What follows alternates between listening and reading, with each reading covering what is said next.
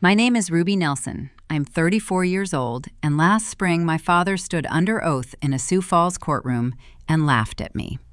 He leaned into the microphone, adjusted his silk tie, and told a judge that I was a bitter, jealous daughter trying to steal his generational wealth. Without me, she would have nothing, he said. My mother dabbed at her dry eyes in the front row. My older sister Jessica smiled, crossing her legs, enjoying the show. Every local politician and country club friend in that gallery watched my public execution and waited for me to break. I sat with my hands resting flat on the defense table and let them believe they had won. They had no idea I had already purchased the debt that held their entire fragile empire together. After the laughter died down, my attorney opened a single red folder and handed a document to the bailiff. The judge read it, looked down at my father, and the silence that followed was the sound of a dynasty crumbling. Welcome back to Aura Vengeance, the channel for women who stopped playing the victim and started reading the fine print. If you have ever been the scapegoat in your own family, you are exactly who we tell these stories for. Drop a comment, tell me your age and where you are listening from, and be sure to subscribe so the next story finds you. The trap was set 6 months earlier, on a freezing Thursday in November. My parents' estate sat at the end of a long gated drive, the windows glowing like a stage set. I parked my sedan between Jessica's new luxury SUV and my brother-in-law Trent's sports car. Inside, the dining room smelled like sage and expensive Pinot Noir. The silver was polished, the smiles were tight. I had audited the Nelson family commercial real estate portfolio for free for a decade, saving my father 7 figures in tax liabilities. I assumed we were here to eat dry turkey and avoid talking about politics. I was wrong. Richard waited until the plates were cleared. He wiped his mouth with a linen napkin, cleared his throat, and looked at Trent. "Trent has vision," my father said, swirling the wine in his glass. "He understands growth. That is why I am transferring the day-to-day management of the Nelson portfolio to him, effective Monday." I stopped chewing. Trent was a former golf pro who failed out of a boutique marketing firm. He knew how to order a scotch, not how to structure a commercial lease. Jessica beamed, reaching across the table to squeeze her husband's hand. She turned to me, reaching into her designer bag, and slid a stapled document across the polished oak table. "It is a quitclaim deed," Jessica said. Her tone was light, airy, practiced. "We need to streamline the trust for Trent to get to work. Just sign your minor percentage over Ruby. It makes the accounting cleaner." I looked at the document. Then I looked at my father. He refused to meet my eyes, focusing intently on the stem of his wine glass. I set my fork down. "I need to read the fine print before I sign away my equity," I said. The temperature in the room dropped. My mother, Brenda, sighed.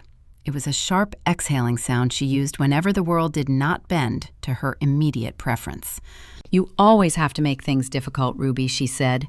"Your sister's trying to build a future, and you sit there being unsupportive." "It is just paperwork." I kept my hands in my lap.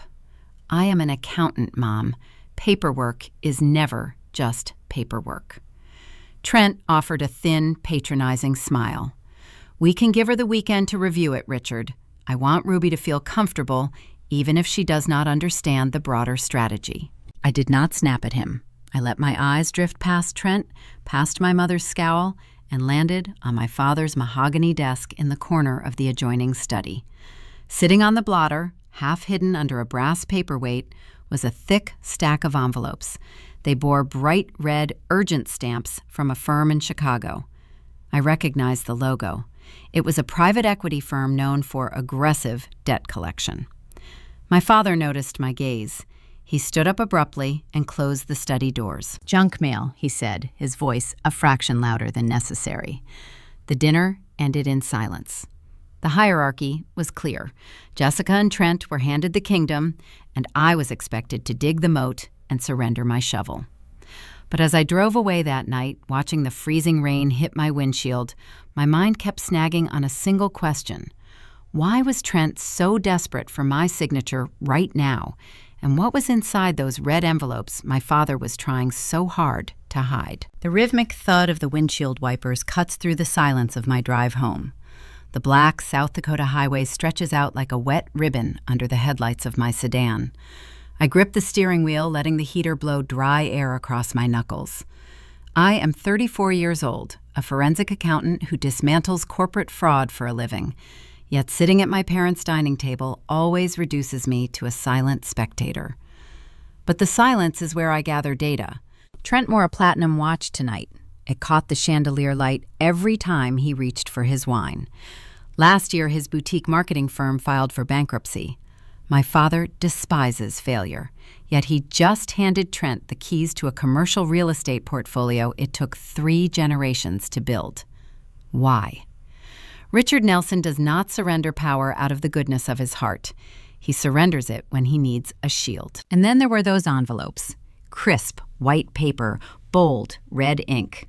Chicago.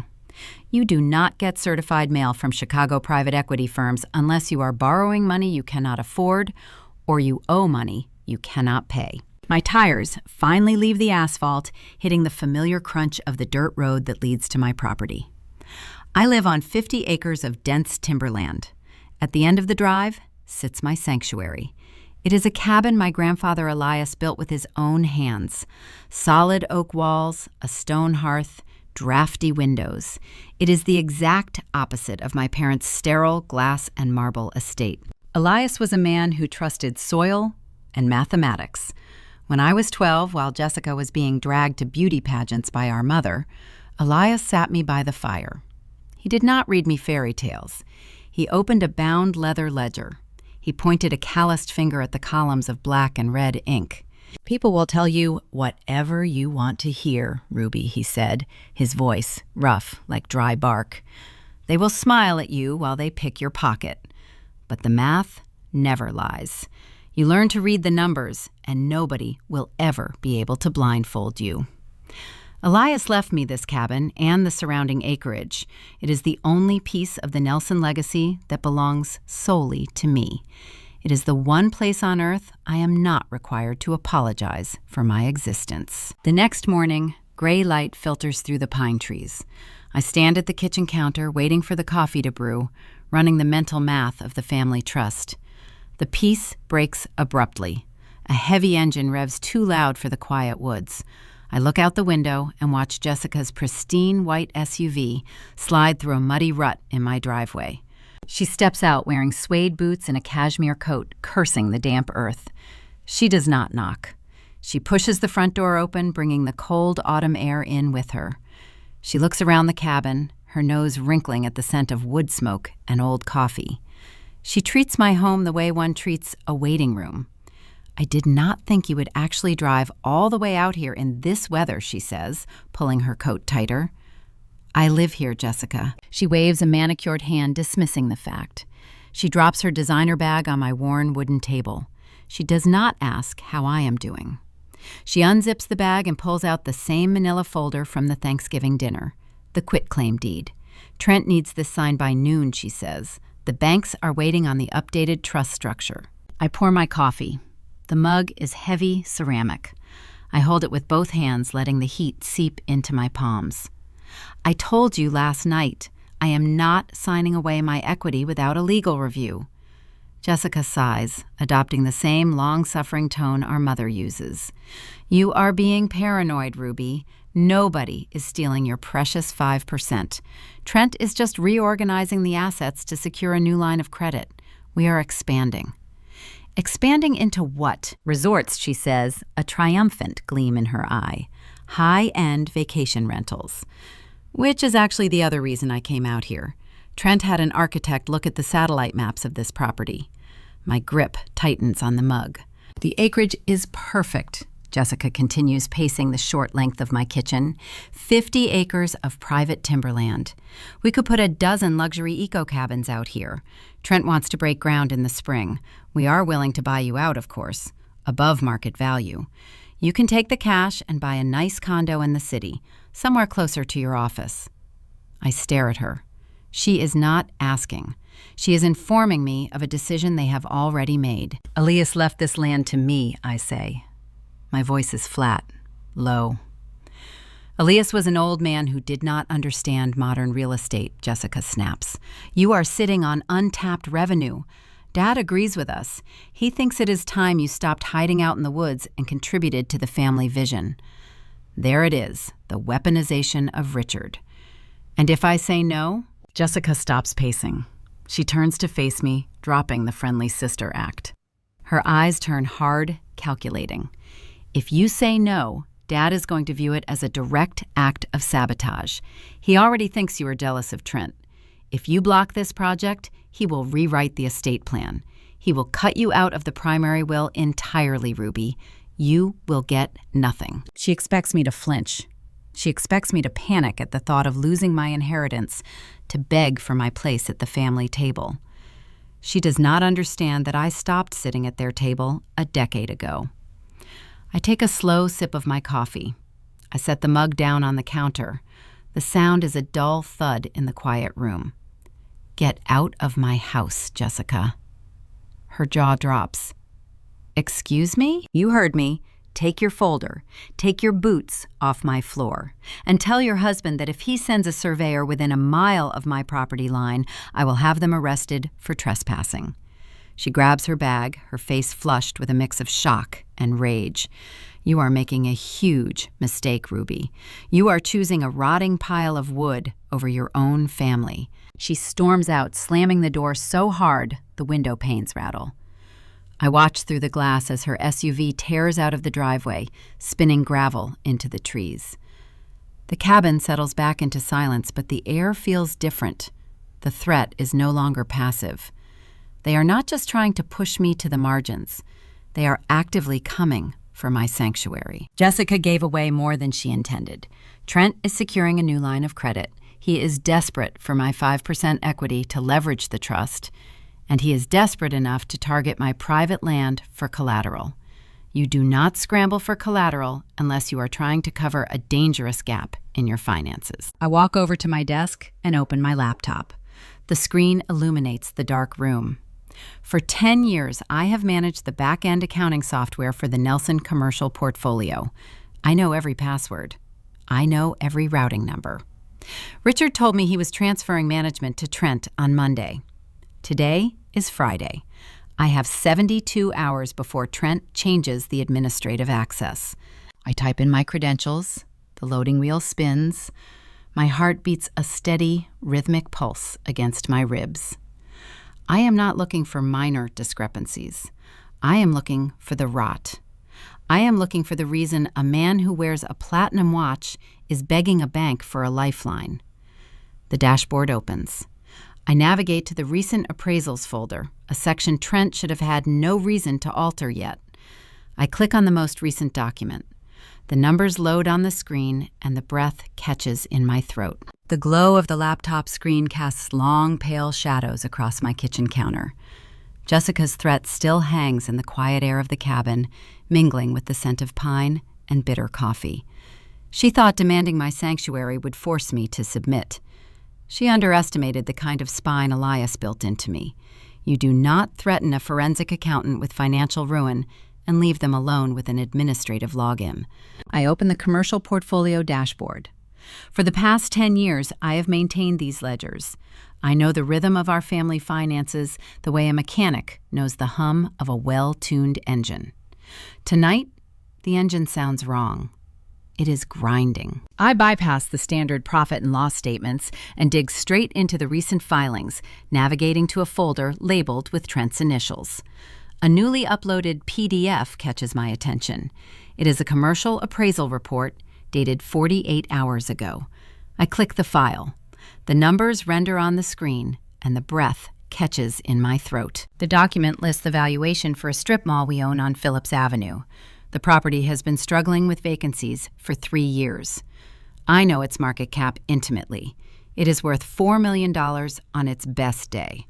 Trent's new appraisal lists the value at $12 million. My fingers fly across the trackpad. I open the next property file, a warehouse complex on the edge of town, currently requiring $500,000 in roof repairs, valued at $25 million. Another retail space inflated by 300%. I cross-reference the appraiser's signature at the bottom of the page. It is an out-of-state firm I have never heard of, lacking the standard regional accreditation stamps. I sit back on my wooden stool. The cold reality of the screen washes over me. Trent has commissioned a fraudulent appraisal. He is systematically inflating the value of the entire Nelson commercial portfolio. But why? A fake appraisal is useless unless you are trying to leverage it. I trace the digital breadcrumbs opening the pending transactions queue. There it is, a term sheet for a mezzanine loan. It is a predatory, high-risk financial instrument designed for desperate developers.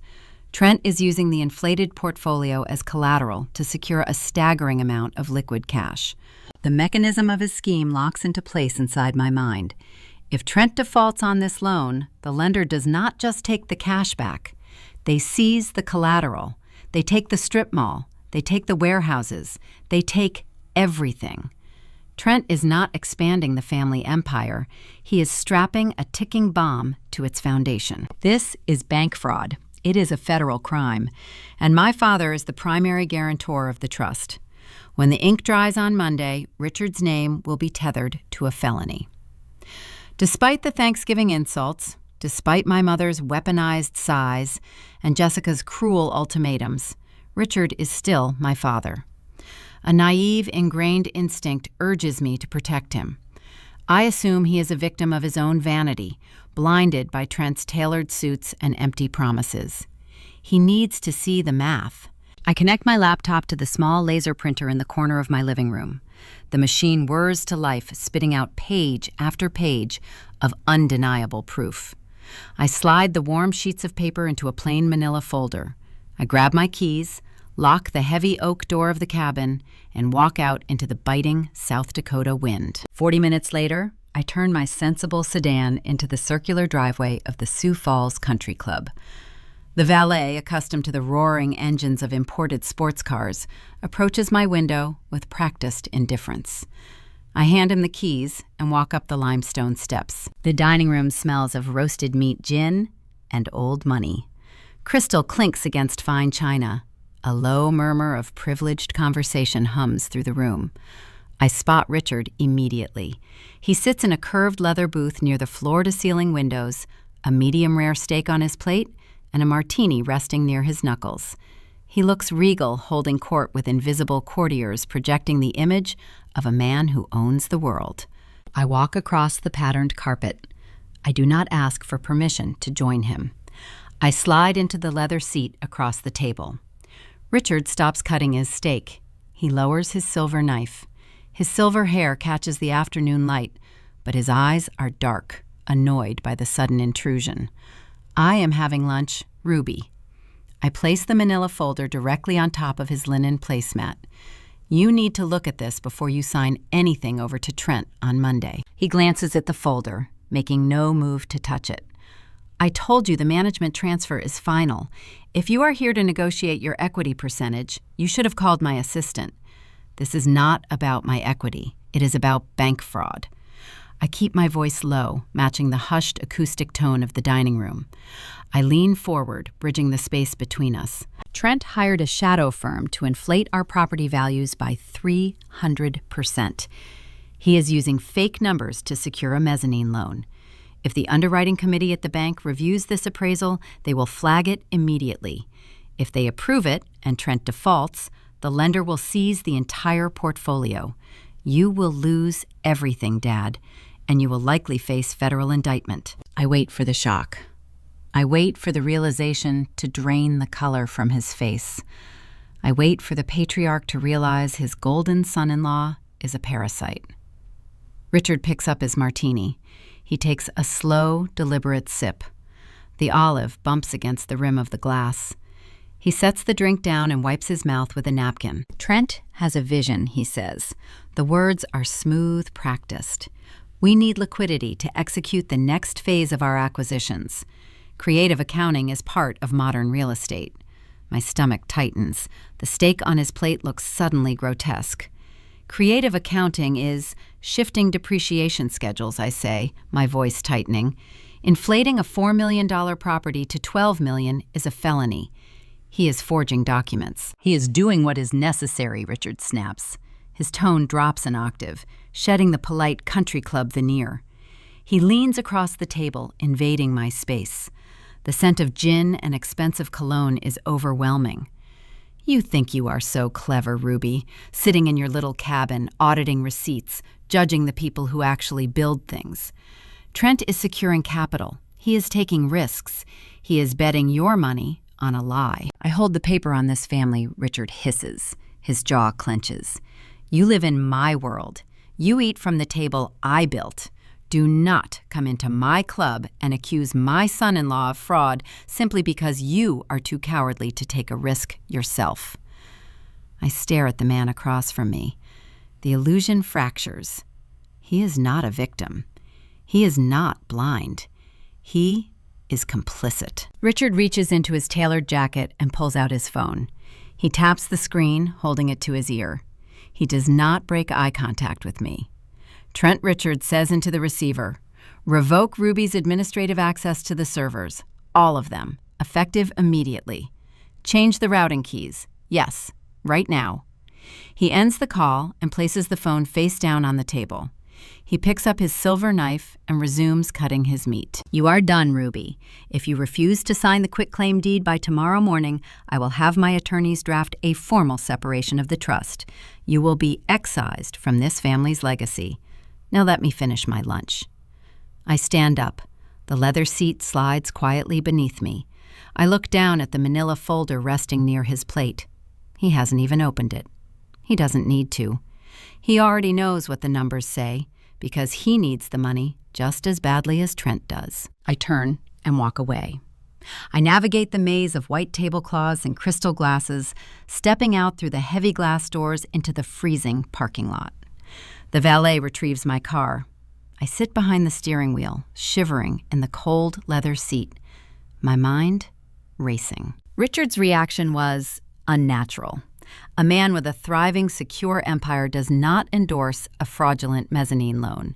He does not risk federal prison for liquidity. He only takes that gamble if his back is against a wall. He only takes that gamble if he is already drowning. I pull out my phone.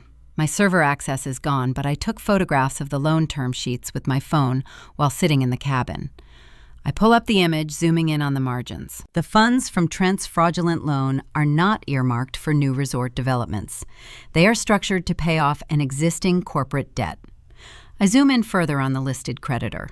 The name on the screen is a holding company registered in Illinois, Chicago. The red envelopes on my father's desk flash in my memory.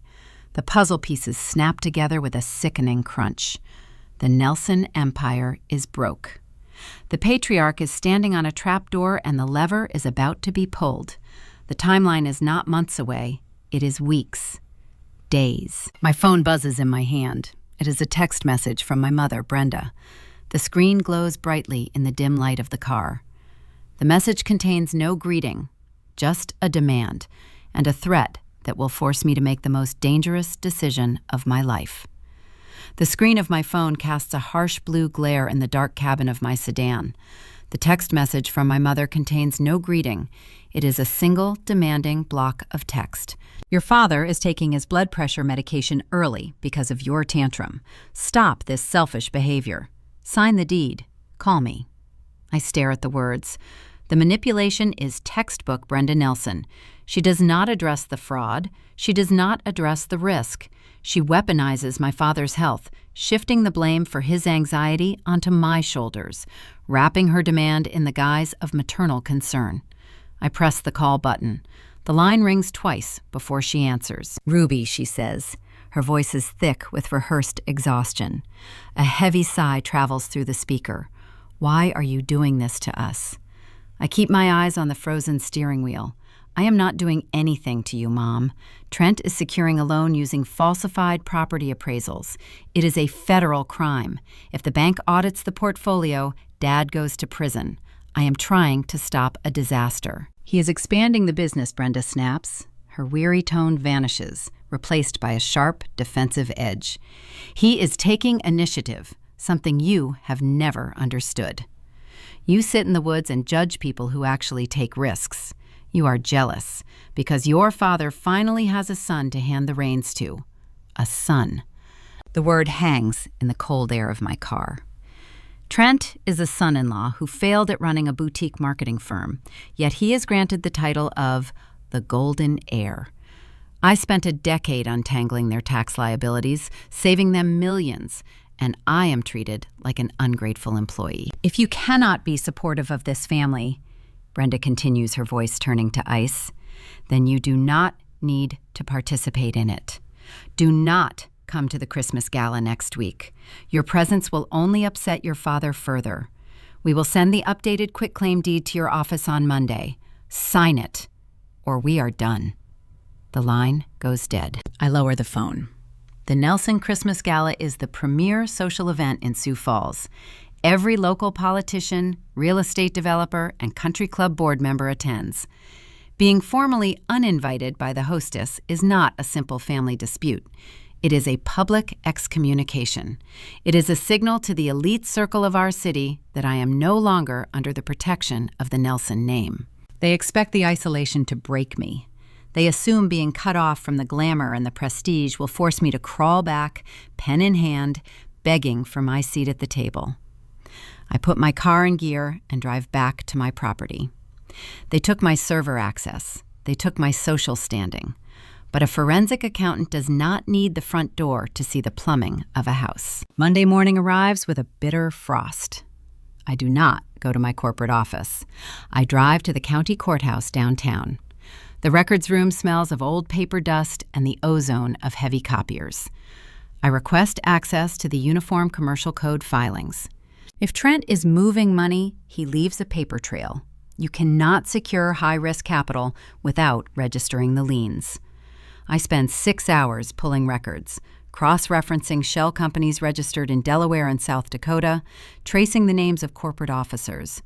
My eyes scan lines of dense legal jargon until a specific filing catches my attention. It is a hard money loan registered under a holding company controlled by Trent. A hard money loan is a financial instrument of last resort. It carries a loan shark interest rate and a brutally short repayment window. Developers only use them when traditional banks refuse to answer the phone. I check the expiration date on the filing. The loan matures in 90 days. The ticking clock echoes in my mind. Trent is bleeding cash. He used this hard money loan to fund his lifestyle and cover his previous business failures. Now the principal is due. He needs liquid capital immediately to pay off the predatory lender. That is why he is so desperate for my signature. He needs to leverage the entire Nelson Trust to bail himself out of a personal financial crater. But my father's complicity still does not make sense. Richard is arrogant, but he is not stupid. Why would he risk his own flagship commercial properties to cover his son-in-law's personal debts? The answer arrives 3 days later on Christmas Eve. Snow falls in thick, heavy drifts outside my cabin windows, blanketing the timberland in pristine white. 10 miles away in downtown Sioux Falls, the ballroom of the Grand Hotel is filled with string music, expensive champagne, and women in designer gowns. My sister is likely posing for photographs.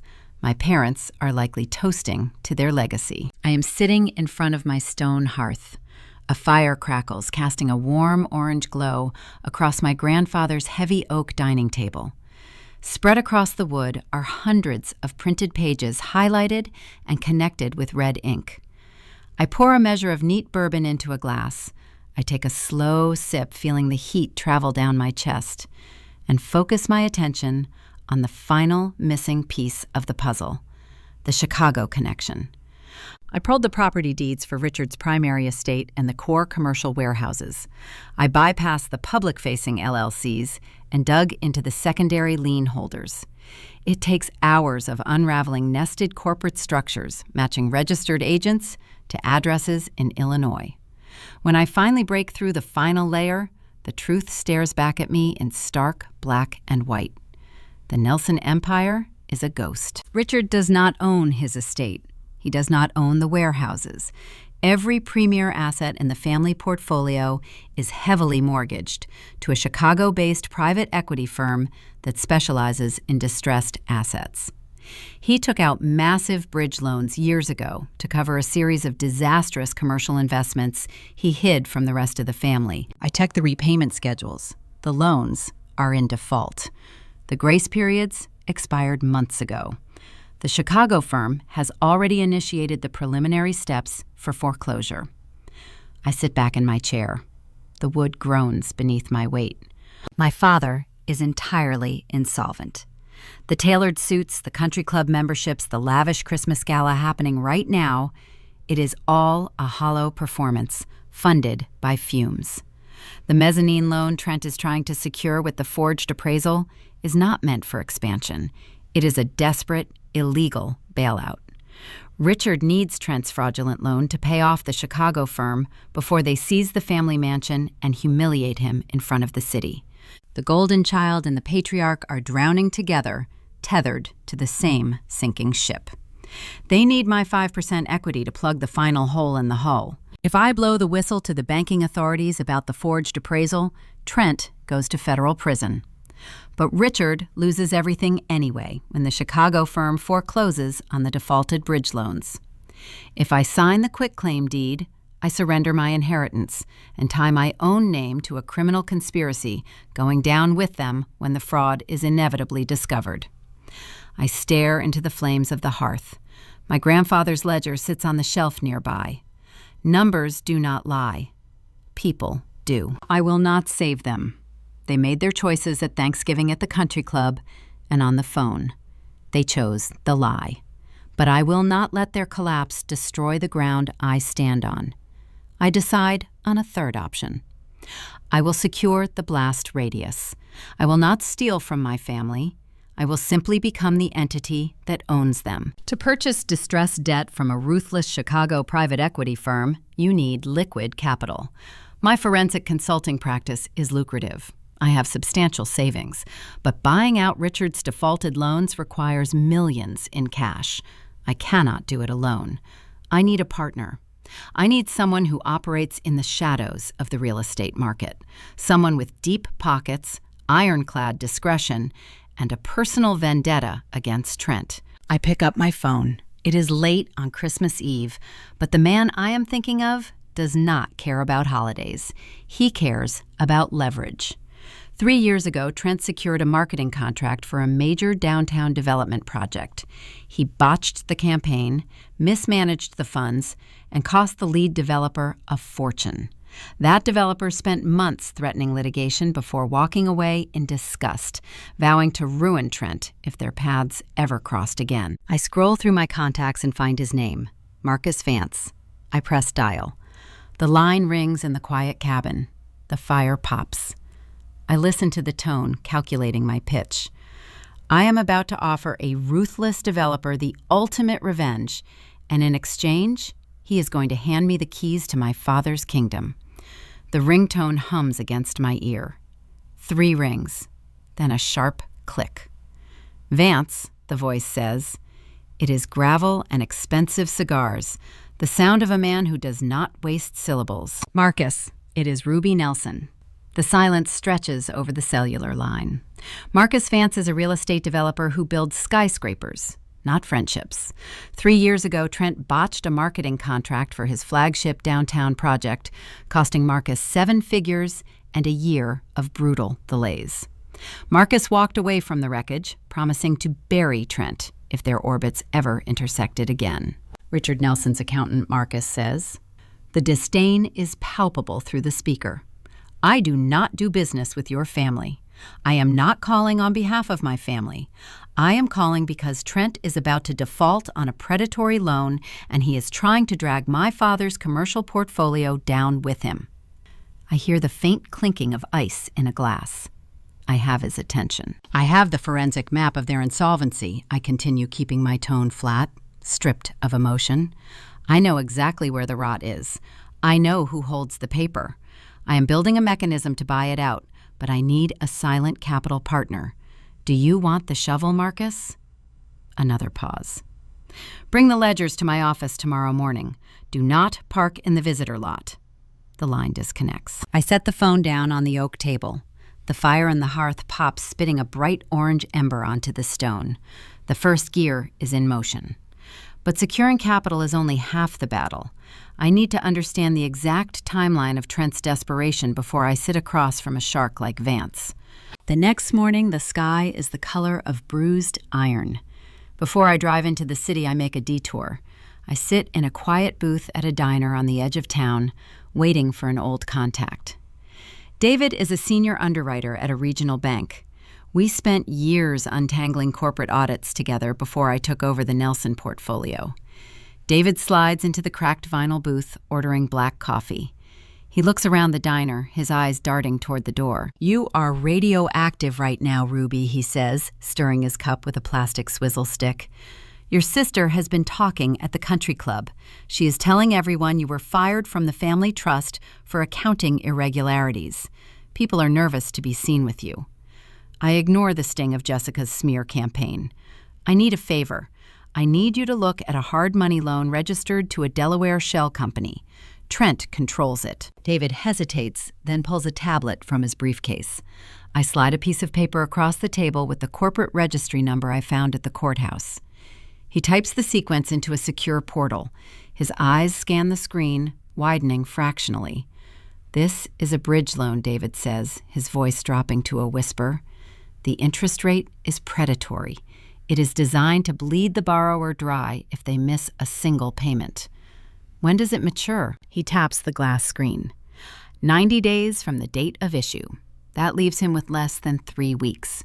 If he does not clear the principal by then, the lender triggers a default penalty that will wipe out whatever liquid assets he has left. The ticking clock echoes in my mind. 3 weeks. That explains the Thanksgiving ambush. That explains the demand for my signature on the quitclaim deed. Trent needs to leverage my 5% equity to unlock the main trust funds, bypass the familial safety protocols, and bail himself out of a personal financial crater. If he does not get my signature, he defaults. I thank David, pay for the coffee, and walk out into the freezing wind. The desperation is no longer a theory. It is a mathematical certainty. I return to the cabin. The isolation is profound, but it is not lonely. It is clarifying.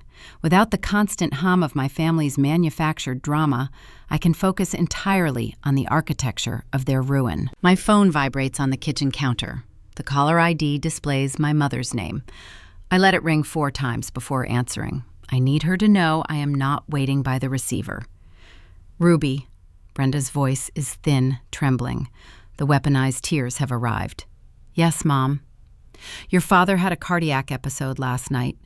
A sharp, wet sniffle transmits through the speaker. "His chest was tight. We had to call the private physician to the house. The doctor says his stress levels are unmanageable." I grip the edge of the counter. The instinct to care is deeply ingrained, but I recognize the cadence of her performance. She is setting a trap. "I am sorry to hear he is unwell," I say smoothly. "He is unwell because of you," she snaps, abandoning the fragile act for a second before catching herself.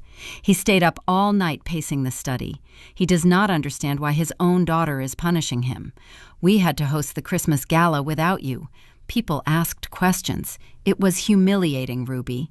"I did not uninvite myself from the gala. You left us no choice. You are being stubborn. You are letting your jealousy of Trent tear this family apart. If you would just sign the quitclaim deed, the trust could move forward. Trent could finalize his expansion, and your father could finally rest." The manipulation is seamless. She intertwines Richard's physical health with my financial surrender, making me the villain of a story they wrote. She does not care about his heart. She cares about the aesthetic of a unified dynasty yielding to the golden child. "I am not signing the deed, Mom." A sharp intake of breath. "Then you are choosing to put your father in an early grave." The line clicks dead. I place the phone face down.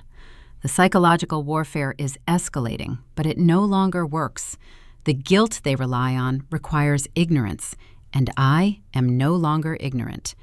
I open my laptop and pull up the Chicago private equity debt. I already know Richard is insolvent. I already know his flagship properties are mortgaged to the hilt. But I need to know the origin of the rot. I spend the rest of the day digging into the historical ledgers, bypassing the current fiscal year, and looking back a decade. The truth is darker than a simple string of bad luck. Richard did not just stumble into debt. He chased vanity. I uncover a series of disastrous commercial investments he hid from everyone. A luxury retail plaza that never secured anchor tenants. A logistics hub built on a floodplain. He refused to admit failure, so he covered his tracks by quietly mortgaging the core assets of the Nelson Empire. He built a facade of extreme wealth while systematically selling the foundation. He is not a victim of Trent's current fraud. He is the architect of the environment that made Trent's fraud necessary. They are drowning together. I compile the historical ledgers, the default notices, and the terms of Trent's bridge loan. I organize them into a single comprehensive dossier. The floor beneath my family has rotted entirely, and they are standing on the very edge of the collapse, demanding I step onto the fragile wood with them. I slide the dossier into my briefcase. The sky outside is turning black, signaling the end of the day. It is time to prepare for the meeting with Marcus Vance. The conflict shifts from discovery to active preparation. I am no longer just auditing their mistakes. I am building the instrument of their consequence. Dawn arises a thin gray line above the timberland. I have not slept. The dossier I prepared for Marcus Vance sits on the kitchen island, a thick stack of printed ledgers and property deeds. Yet an anomaly in the data keeps pulling my attention back to the glowing screen. A phantom routing number. I found it buried deep within the cross-referenced tax filings of my father's secondary holdings. It belongs to a limited liability company registered under a proxy agent in Delaware. I run the entity identification number through a specialized database. The true name of the shell company appears: Horizon Equities. I pull the articles of incorporation. The managing member is Richard Nelson. I trace the liabilities tied to Horizon Equities, and the true, horrifying scale of the rot finally reveals itself. Richard did not merely mortgage the commercial warehouses to the Chicago private equity firm. He cross-collateralized. He leveraged the primary estate, the sprawling gated mansion where my mother hosts her charity galas. The house where I grew up does not belong to him. The Chicago firm holds the deed in escrow. The memory of Thanksgiving dinner sharpens. The unopened red-stamped envelopes sitting on his mahogany desk were not simple collection notices. They were formal declarations of intent to seize the property. The grace period had expired. Foreclosure was no longer a distant threat. It was a scheduled event. This revelation fundamentally changes the anatomy of the crime. Trent's fraudulent mezzanine loan, backed by the fake appraisals, is not designed to fund vacation rentals or expand the portfolio. The incoming loan disbursements are explicitly routed to clear the balance of Horizon Equities. Trent is bailing out my father. That is why Richard handed the keys to the empire to a failed marketing executive. It is a desperate, symbiotic pact of survival. The golden son-in-law assumes the legal risk of securing fraudulent capital, and in return, the patriarch crowns him the heir. They are standing on a financial trapdoor, holding hands, waiting for the wood to splinter. I sit back, rubbing my tired eyes. The moral abyss opens wide, staring directly into me. If I take this dossier to the Banking Commission, the federal authorities will intervene. The forged appraisals carry mandatory minimum sentencing for wire fraud. My father, a man who prides himself on prestige and reputation, will spend his twilight years in a federal penitentiary. But if I do nothing, if I yield to my mother's weaponized tears and sign the quitclaim deed, I become an accessory. My signature will serve as the legal catalyst, unlocking the trust tethering my professional license and my personal freedom to their criminal conspiracy. When the bank inevitably audits the portfolio and discovers the fake valuations, my name will be listed alongside theirs on the federal indictment. I refuse to be collateral damage in a war they started. I will not save them, but I will secure the blast radius. I slide the final printed report into the leather portfolio, zip it shut, and leave the cabin. The drive into downtown Sioux Falls is silent. The morning frost clings to the asphalt. I bypass the glittering glass towers of the financial district, steering my sedan toward an older industrial sector of the city. Marcus Vance does not operate out of a fragile glass office. His headquarters occupies the top floor of a renovated brutalist warehouse. Concrete pillars, exposed steel beams, and reinforced windows project a utilitarian power. I park in the designated alleyway, avoiding the visitor lot as instructed. The private elevator hums a low baritone note as it ascends. The doors slide open, revealing an expansive space, smelling of dark roast espresso and worn leather. Marcus Vance sits behind a sprawling desk cut from a single slab of reclaimed walnut. He is a man carved from sharp angles, his dark hair cropped close to his scalp. He wears a charcoal suit without a tie. He does not project inherited wealth.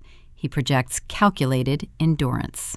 3 years ago, Trent's incompetence cost this man 7 figures. Vance absorbed the loss, but men like him do not forgive.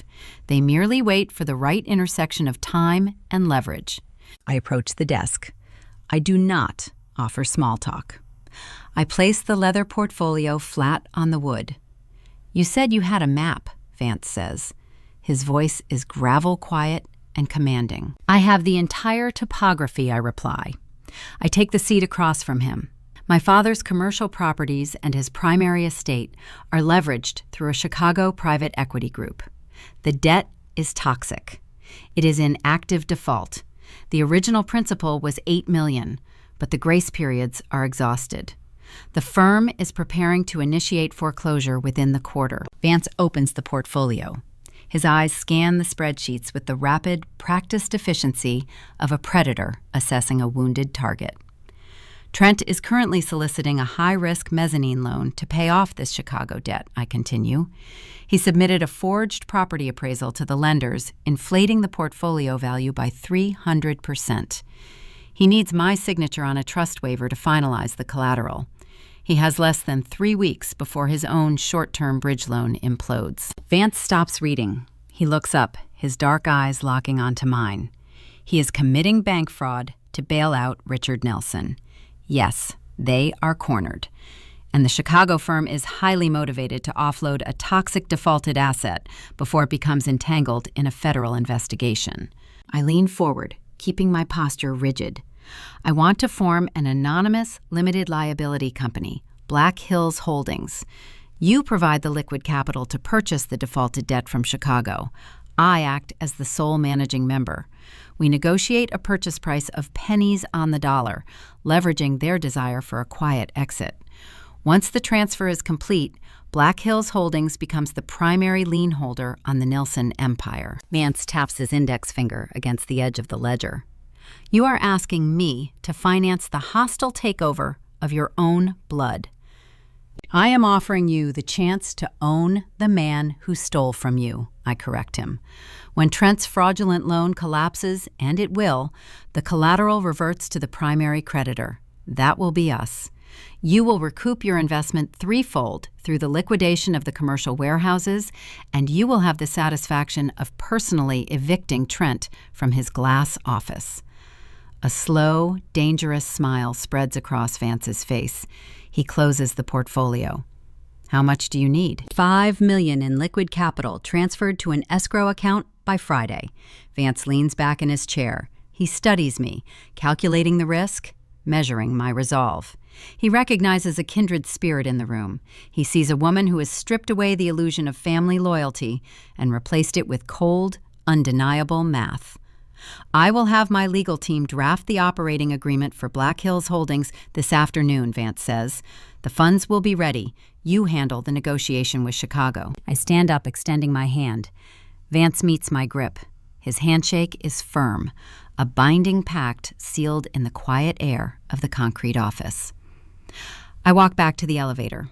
As the doors close, the reality of the transaction settles into my bones. The power dynamic has officially shifted.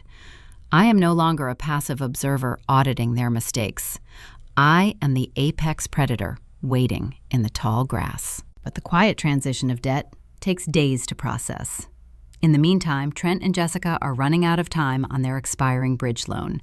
Their desperation is about to reach a boiling point. If they cannot coerce my signature through private manipulation, they will turn to public destruction. The true assault is just beginning. The digital clock on my desk flips to 7 in the morning. I sit at the kitchen island of my cabin, a headset secured over my ears, staring at the frost gathering on the window pane.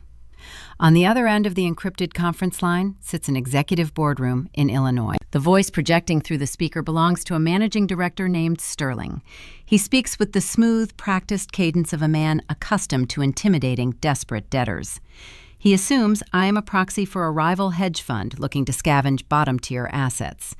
He does not know I share a last name with the architect of his worst-performing portfolio. You are asking us to take a substantial haircut on the Nelson debt, Sterling says. The audio feeds a faint echo into my ear. The underlying properties are in prime commercial zones. We are perfectly comfortable initiating foreclosure and liquidating the real estate ourselves. We do not need to sell the paper at a discount. I take a slow breath. I keep my tone flat, stripping away any trace of negotiation anxiety. You are holding paper on a sinking ship. Sterling. The guarantor is insolvent. The secondary assets are cross-collateralized with high-risk bridge loans.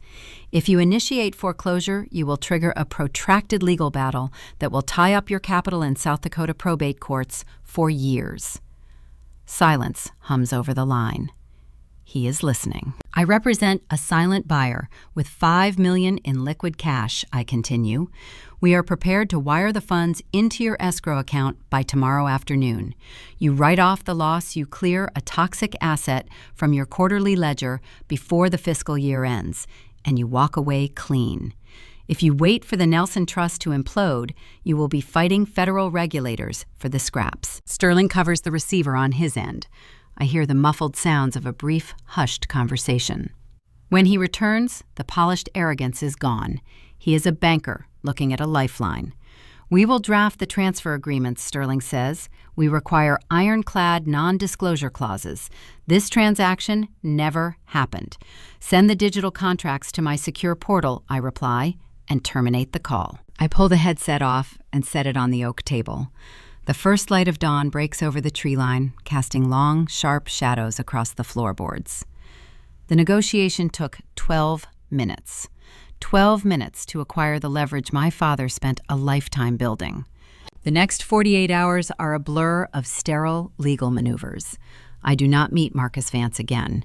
We operate through encrypted channels and proxy attorneys. I drive to an independent escrow agency on the outskirts of the city. The conference room smells of stale coffee and printer ozone. A paralegal slides a towering stack of documents across a glass table. I sign the operating agreement for Black Hills Holdings. I am officially designated as the sole managing member. I sign the non-disclosure agreements, the transfer of deed authorizations, and the lien reassignments. My signature flows across page after page in sharp black ink. At exactly 3 p.m, the escrow agent checks his monitor. He nods. The wire transfer from Vance has cleared the Federal Reserve. The agent slides a thick, reinforced envelope toward me. The transaction is complete. I walk out of the office and sit in the driver's seat of my sedan. The heater hums. I rest the envelope on the passenger seat. Inside those rigid cardboard walls rests the true deed to the Nelson family mansion. Inside rest the primary liens on the commercial warehouses and the retail plazas. I do not own a house. I own the man who owns the house. The transition of power happens in absolute silence. The universe does not shift. The sky does not change color. But the hierarchy of my bloodline is permanently rewritten. I return to my timber sanctuary. The contrast between the immense financial power sitting in my briefcase and the modest, drafty walls of my grandfather's cabin is grounding. Elias would have understood this moment. He knew that true wealth is not projected on country club patios. True wealth is silent. But silence is a luxury my family can no longer afford. I place my phone on the kitchen counter. For 3 days, I have ignored their communications. I disabled the read receipts. I turned off the voicemail notifications. Now I tap the screen to review the damage. The display lights up with a cascading waterfall of desperation.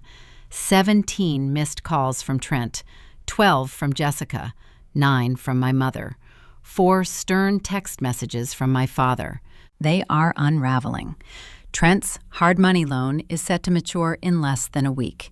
The predatory lender is likely breathing down his neck, threatening to seize his personal assets. Trent needs to execute his fraudulent mezzanine loan immediately, and the bank will not disperse the funds without a unified trust structure. He needs my signature on that quitclaim deed, and I have become a ghost. I open the voicemail transcriptions. The progression of their panic is a psychological study in entitlement. The first message is from Jessica, left on Tuesday morning. Her tone is breezy, masking the urgency. Ruby, call Trent. The lawyers need that paperwork. Stop playing games and check your email. The second message, left on Wednesday evening, features my mother. The weaponized fragility is dialed to the maximum setting. Ruby, your father is pacing the floor. His heart cannot take this stress. You are destroying his peace of mind over a petty sibling rivalry. Pick up the phone. By Friday afternoon, the veneer cracks. Trent leaves a voicemail. His voice is tight, breathless, the sound of a man staring down the barrel of financial ruin. Ruby, this is not a joke. You are jeopardizing a multi-million-dollar expansion. You are breaching your fiduciary duty to the family. Call me the second you get this. I listen to the recordings while brewing a pot of black tea. I do not feel pity. I feel a profound clinical clarity. They believe they are commanding a subordinate to fall in line. They have no idea they are leaving threatening voicemails for their primary creditor. I archive the messages into a secure digital vault. Evidence of their state of mind will be crucial when the legal reckoning arrives. I take my tea to the front porch. The winter air is sharp, biting at my cheeks. The woods are still. I watch a hawk circle above the tree line, searching for movement in the snow. My family realizes I will not be bullied over the phone. Passive intimidation has failed. When narcissists lose control of their target, they do not self-reflect. They escalate. If they cannot reach me privately, they will attempt to destroy me publicly. They will try to burn the ground I walk on, hoping the heat forces me out of the woods. The retaliation begins the following morning. I drive into Sioux Falls to meet a long-standing consulting client. He owns a chain of regional hardware stores. We have a standing monthly appointment to review his tax liabilities. When I arrive at his corporate office, his secretary does not offer me coffee. She avoids my gaze, staring intently at her keyboard. She tells me Mr. Hayes is unavailable. I check my watch. We have an appointment. The secretary slides a sealed envelope across the reception desk. He asked me to give you this. He said your services are no longer required. I take the envelope. I do not open it. The air in the reception area feels suddenly thick. I walk back to my car, sit behind the wheel, and break the seal. Inside is a cashier's check for my final invoice and a brief typed letter terminating our contract. There is no explanation. There is no courtesy call. My phone buzzes. It is David, the bank underwriter I met at the diner.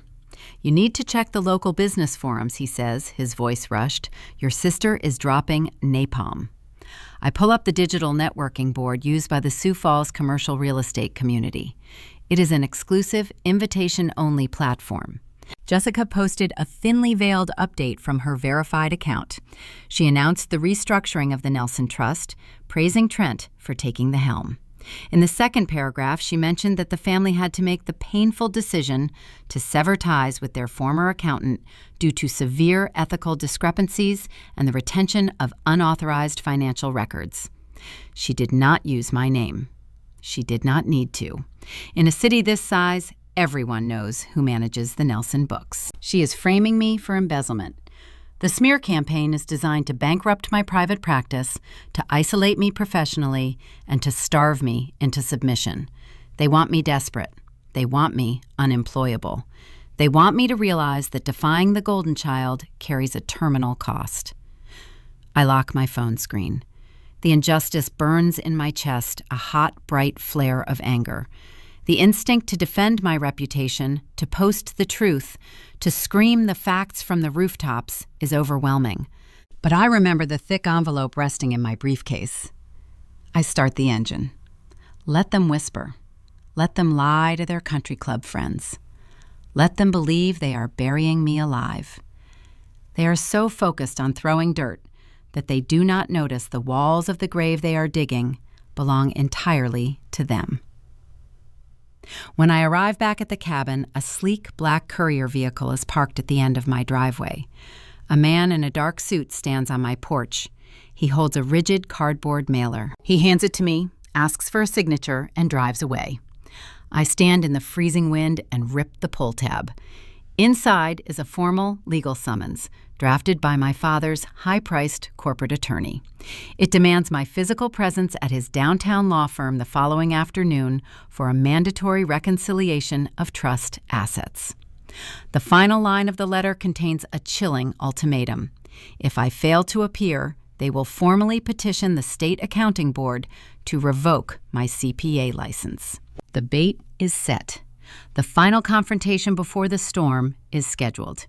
I walk inside, place the summons next to the Black Hills Holdings operating agreement, and prepare to walk directly into their trap. The two documents lie side by side on my oak dining table. On the left is the formal legal summons from my father's corporate attorney demanding my presence for a mandatory reconciliation of trust assets. On the right is the executed operating agreement for Black Hills Holdings, accompanied by the final escrow receipts from Chicago. I trace my finger over the raised seal on the escrow receipt. The wire transfers have cleared the Federal Reserve. The contracts are fully executed, binding, and irreversible. It is done. Black Hills Holdings officially owns the paper on the Nelson family's primary estate. I hold the primary liens on the commercial warehouses, the retail plazas, and Trent's underwater secondary assets. I am legally Richard Nelson's primary creditor. I did not steal from my family. I did not forge signatures or manipulate trust accounts. I simply bought the paper that owns them. The shift in power is terrifying and intoxicating. For 34 years, my father dictated the terms of my reality. He built a towering hierarchy where Jessica and Trent occupied the penthouse, and I was assigned to the basement, auditing their receipts to keep the structure standing. Now I own the land beneath the foundation. I hold their leash in my hands. They have no idea. To them, I am a disgraced accountant, stripped of my server access, banished from the country club, and bleeding clients due to Jessica's vicious smear campaign. The illusion of my defeat is the most valuable weapon I possess. If they realize I have secured alternative capital, they will change their strategy. They will pivot, hide assets, or file emergency injunctions. I must keep them blinded by their own arrogance. I must feed their overconfidence until it chokes them. The final closing costs for the Chicago acquisition, combined with the retainer for my own legal counsel, require the last of my immediate liquid cash. It is a necessary sacrifice, but it provides the perfect opportunity to sell the illusion of my ruin. The next morning, I drive my premium sedan to a high-end auto broker in the city. The leather seats are pristine. The engine purrs with quiet reliability. I hand the keys to the intake manager and negotiate a cash sale. The transaction is cold, efficient, and devoid of sentiment. I deposit the funds into the Black Hills Holdings operating account to cover the upcoming legal filings. I step out of the dealership into the biting South Dakota wind. I open the rideshare application on my phone and request a vehicle. I stand on the curb, pulling my coat tight against the cold. 10 minutes later, a battered hybrid with a cracked taillight pulls up to the curb. I open the rear door and slide onto the worn fabric seat. As the driver merges into traffic, we stop at a red light in the center of the financial district. I look out the window. A pristine white SUV sits in the adjacent lane. The tinted passenger window rolls down smoothly. Jessica stares back at me. She wears a tailored cashmere coat, a designer coffee cup resting in her manicured hand. Her eyes scan the dented door of my rideshare, taking in the faded paint and the rattling exhaust. A slow, radiant smirk spreads across her face. She does not wave. She does not speak. She simply lifts her phone, her thumbs moving rapidly across the screen. She is texting Trent and my mother. She is confirming their victory. Ruby sold her car. Ruby is taking a cheap taxi. The social isolation is working. The financial pressure is breaking her. The light turns green. The SUV glides forward, leaving my rideshare in its exhaust trail. I lean back against the worn seat, feeling a dark, quiet thrill settle in my chest. She looked at me and saw a casualty. She saw a broken woman surrendering to the inevitable. She did not see the apex predator organizing the slaughter. I return to the cabin and open my laptop. I send a single, concise email to my father's corporate attorney. I confirm my attendance at the reconciliation meeting tomorrow afternoon. The following day, I dress with deliberate intention. I bypass the sharp, tailored power suits I typically wear to board meetings. I choose a muted gray wool sweater, dark slacks, and practical flat boots. I wear no jewelry. I pull my hair back into a severe, unstyled knot. I do not want to project strength. I want to project exhaustion. I want to look exactly like the defeated scapegoat they expect to walk through their doors. I call another rideshare and endure the slow drive into downtown Sioux Falls. The law firm of Harrison and Croft occupies the top 3 floors of a towering glass and steel monolith. It is the premier legal defense firm in the state, specializing in shielding ultra-wealthy clients from the consequences of their own greed. The lobby is a monument to intimidation. Italian marble floors reflect the recessed lighting. Abstract corporate art hangs on pristine white walls. The receptionist, a woman with sharp cheekbones and a silk blouse, assesses my practical boots and gray sweater with a flicker of practiced disdain. "Ruby Nelson," I say. "I am expected." She types a sequence into her terminal. Down the hall, conference room B. I walk down the long, silent corridor. My footsteps are absorbed by the thick, plush carpet. The walls are lined with frosted glass obscuring the negotiations and settlements happening within. I reach the heavy oak doors of conference room B. I place my hand on the brass handle. I take one slow, steadying breath. I am about to walk into a room specifically designed to crush my spirit. I am about to face 3 men who believe they hold the power of life and death over my future. I push the door open. The layout of power is immediately clear. The room is dominated by a sprawling mahogany table. Richard sits at the head of the table. He wears a charcoal suit, his silver hair perfectly styled. He looks out the floor-to-ceiling window, deliberately ignoring my entry to establish his dominance. Trent sits to his right. He wears a platinum watch and a crisp white shirt, the top 2 buttons undone, to project a casual, untouchable confidence. He leans back in his leather chair, a legal pad resting in front of him. To Richard's left sits Arthur Croft. He is a senior partner, a man with cold, unblinking eyes, and a reputation for burying opposing counsel under mountains of procedural paperwork. At the far end of the long table, a single, isolated chair waits for me. It is positioned near the door, creating a physical distance that underscores my subordinate status. I walk to the chair. I do not pull it out immediately. I stand behind it, resting my hands on the curved wooden back. My father finally turns his head. His eyes sweep over my gray sweater and my pale face. A flicker of satisfaction registers in his gaze. He sees the missing luxury car. He sees the missing clients. He sees the result of the Nelson family excommunication. "Have a seat, Ruby," Arthur Croft says. His voice is a low, polished hum, devoid of any warmth. "We have a substantial amount of ground to cover, and we are operating on a tight schedule." Trent offers a thin, predatory smile. "Thanks for taking the bus down here, Ruby. We appreciate you making the effort." I pull the chair back and sit down. The leather sighs under my weight. I rest my hands flat on the polished mahogany surface. I look at Arthur Croft. I look at Trent. I look at the man who shares my last name. They are sitting in a glass tower preparing to demand the surrender of my inheritance. They are preparing to threaten my professional license and my financial future. They believe they have cornered a desperate, isolated woman. They have no idea they are looking their own landlord directly in the eye. Let us begin, I say. My voice is steady, betraying nothing. Arthur Croft opens a thick manila folder withdrawing the familiar quitclaim deed. The final assault is here, and I am ready to let them strike the first blow. Arthur Croft slides the quitclaim deed across the expanse of polished mahogany. The paper comes to a stop exactly 1 inch from my fingertips. The document represents the legal surrender of my 5% equity in the Nelson Commercial Trust, the keys to my grandfather's 50-acre timberland, and the erasure of my standing within the family hierarchy. We have prepared the necessary relinquishments, Arthur says.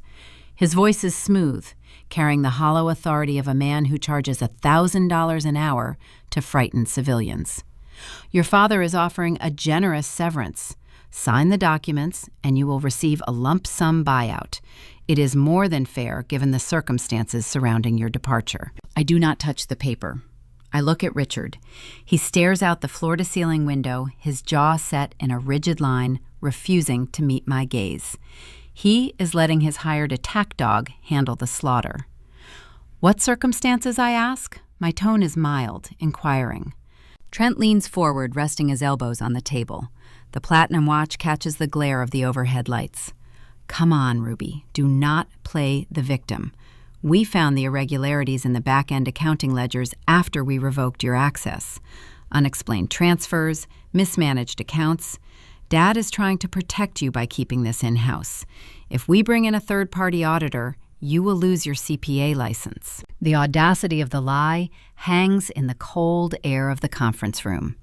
They are attempting to frame the forensic accountant who spent a decade cleaning up their messes. Trent is projecting his own fraudulent behavior onto me, creating a manufactured crisis to justify stealing my equity. It is a brilliant, vicious tactic.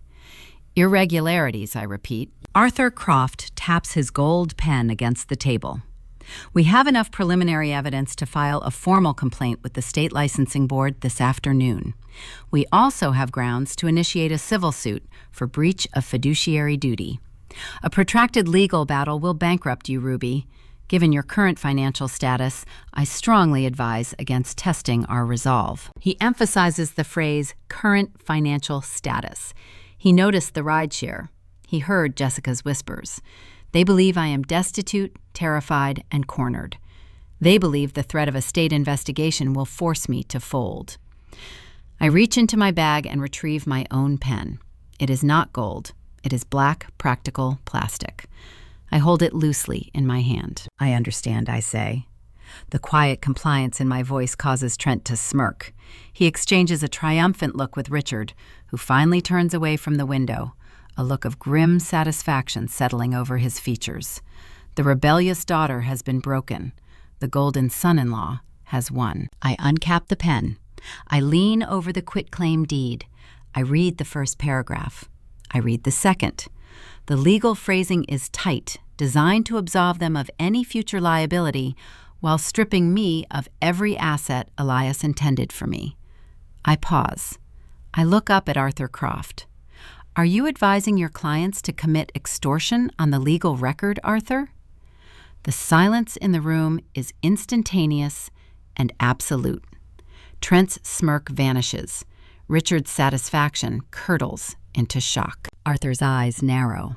Excuse me? Extortion, I say, my voice steady, carrying clearly across the long table. You are threatening to file a fabricated complaint with a state licensing board to coerce a signature on a financial asset transfer. That is a violation of the state penal code and a direct breach of your ethical obligations to the Bar Association. Arthur sits up straight, his professional veneer cracking. You are misinterpreting a standard settlement negotiation, Miss Nelson. I am interpreting a threat, I reply. I recap my pen. I place it back in my bag. I stand up, pushing the heavy leather chair back. I leave the unsigned quitclaim deed resting exactly where it landed. You think you can intimidate me with a fake audit? I say, looking directly at Trent. You think you can steal my grandfather's land to cover your own incompetence? You cannot.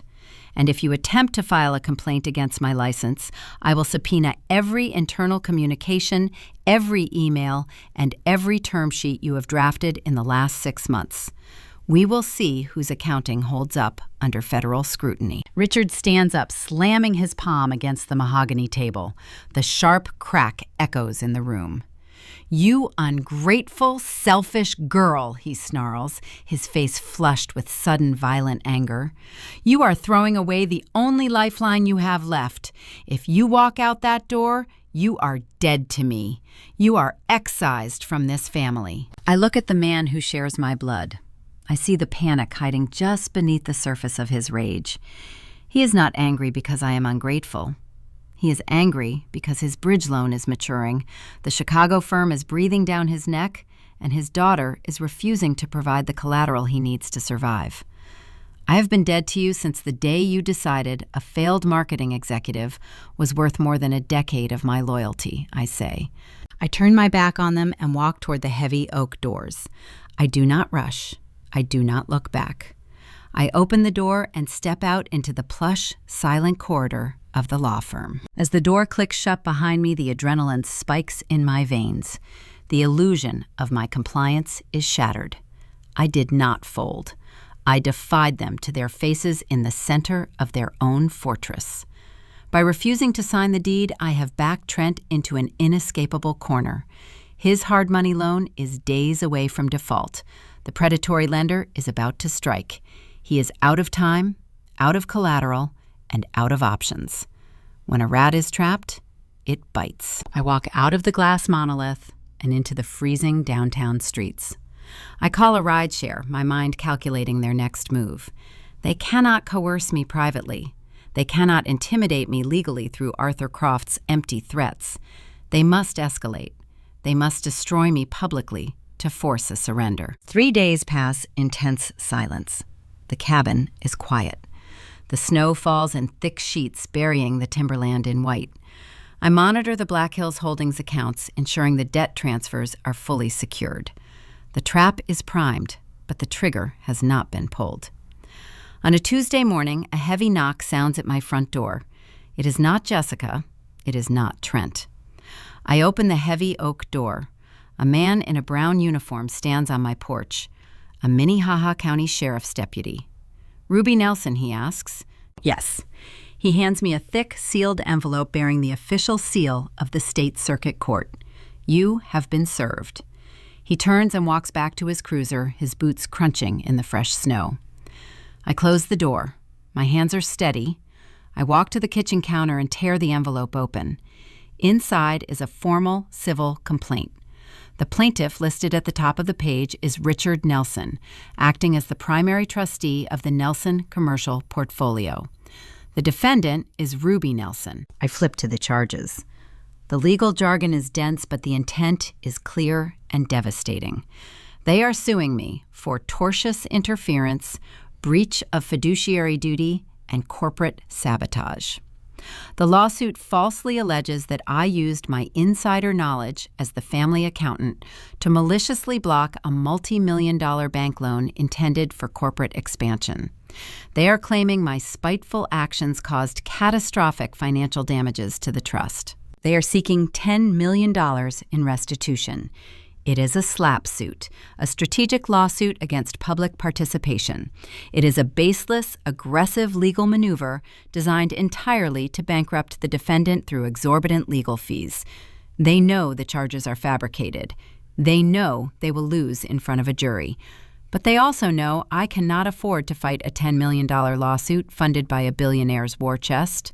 They expect the sheer terror of the summons to break me. They expect me to call Arthur Croft within the hour, weeping, begging to sign the quitclaim deed in exchange for dropping the lawsuit. My phone vibrates on the counter. The caller ID flashes with my mother's name. I let it ring. A minute later, a voicemail notification appears. I tap the icon. Brenda's voice fills the quiet cabin. The weaponized tears are gone. Her tone is cold, hard, and triumphant. "You brought this on yourself, Ruby. Your father warned you. We can make the lawsuit go away today. We can stop the bleeding. Call Arthur, sign the deed, surrender the cabin. or we will take every dime you have ever earned, and we will leave you with nothing." The voicemail ends. I look at the thick stack of legal papers. The audacity is breathtaking. They are using the last fumes of their dying empire to fund a massive legal assault against the only person who actually knows they are broke. But there is a fatal flaw in their strategy. When you file a civil lawsuit for financial damages, you open the door to legal discovery. The plaintiff must submit their financial records to prove the damages occurred.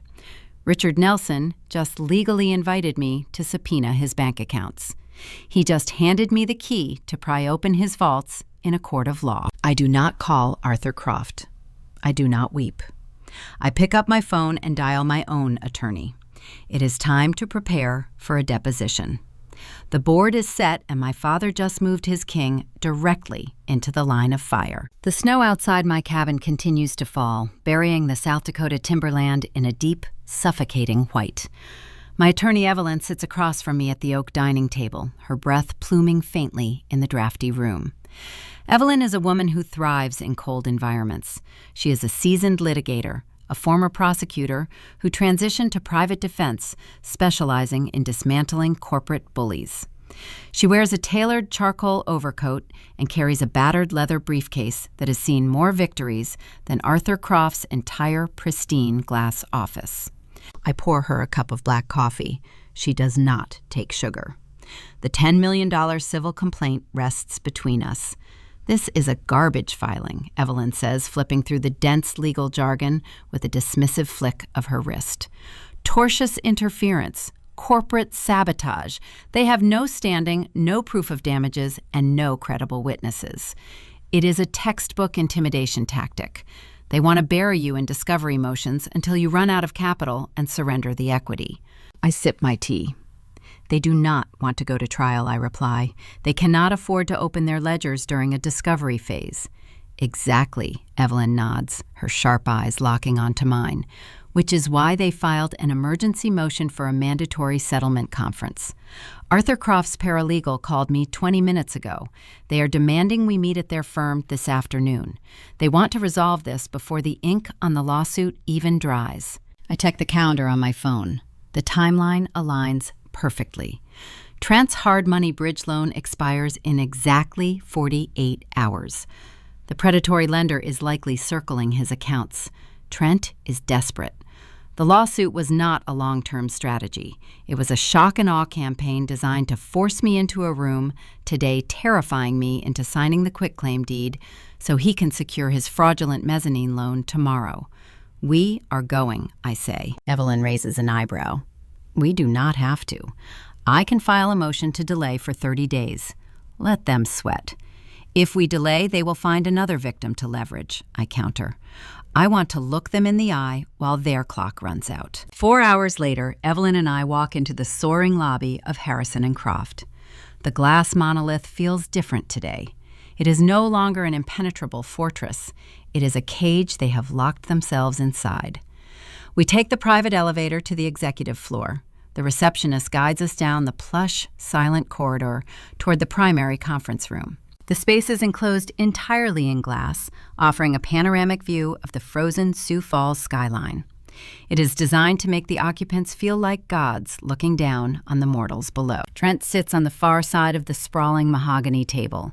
He wears a crisp designer suit, leaning back in his chair with a smug, self-satisfied grin. He believes his massive lawsuit has successfully broken my spirit. My father, Richard, stands by the window. He looks out at the snow-covered city, his posture rigid, cowardly, avoiding my gaze as I enter. He refuses to look at the daughter he is attempting to destroy. Arthur Croft sits at the head of the table, his gold pen resting perfectly parallel to a thick stack of documents. "Take a seat, ladies," Arthur says, his tone dripping with patronizing authority. "I am glad you decided to be reasonable, Ruby. This dispute has escalated unnecessarily." I pull out a heavy leather chair and sit down. Evelyn takes the seat beside me, placing her battered briefcase on the pristine wood. She does not open it. She simply folds her hands and waits. Arthur slides a familiar manila folder across the table. It is the updated quitclaim deed now attached to a formal settlement agreement. The terms are simple, the lawyer begins, leaning forward. You sign over your 5% equity in the Nelson Commercial Trust, and you transfer the deed to the timberland property. In exchange, your father will immediately withdraw the civil lawsuit. You walk away with no financial penalties, and the family avoids a messy public trial. I look at the documents. I do not reach for them. And if I decline this generous offer, Trent's smug grin widens. Then we ruin you, Ruby. Arthur holds up a hand, silencing his client, but the threat is already in the air. The lawyer opens a secondary folder and produces a drafted, unsigned letter. It bears the letterhead of his law firm, addressed directly to the South Dakota Board of Accountancy. We have compiled evidence indicating severe professional malpractice, Arthur says, his voice lowering into a dangerous register. We are prepared to allege that you retained unauthorized family financial documents, breached client confidentiality, and manipulated internal ledgers prior to your termination. If you refuse to sign the settlement today, I will courier this complaint to the licensing board by 5 o'clock. Your CPA license will be suspended pending a state investigation. Your career will be over. The room falls dead silent. The masks have completely dropped. This is no longer a negotiation. It is an aggressive, calculated extortion tactic designed to trigger absolute panic.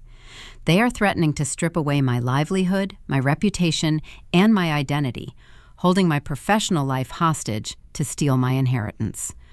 I look at Richard. He continues to stare out the window, a silent accomplice to the slaughter of his own child. I look at Trent.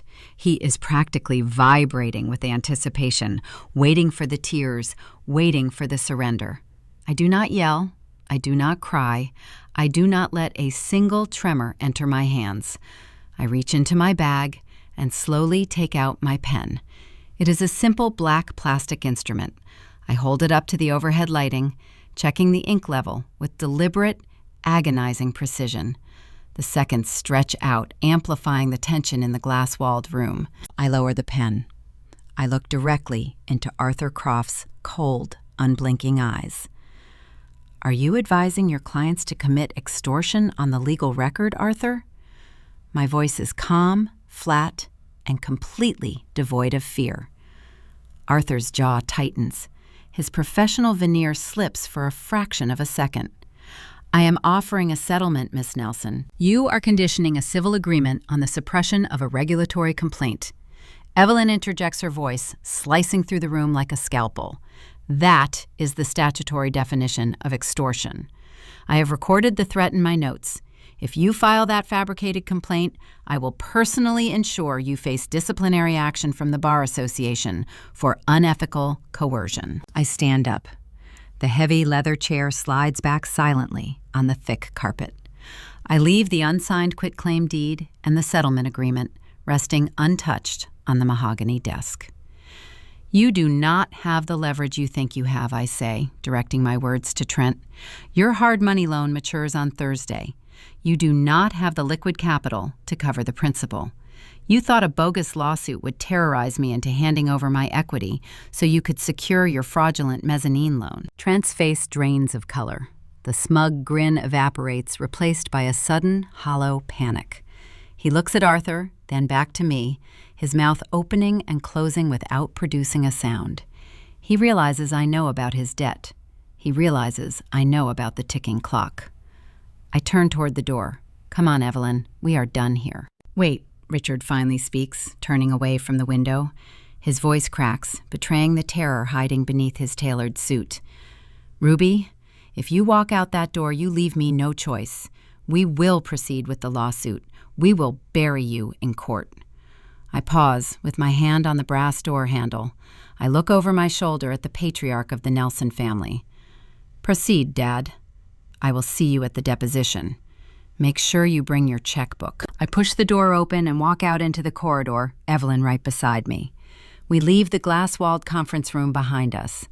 The tension snaps completely. I can feel the shockwave radiating from the room we just exited. Intimidation failed. Extortion failed. By refusing to fold, I have forced them into their final, desperate play.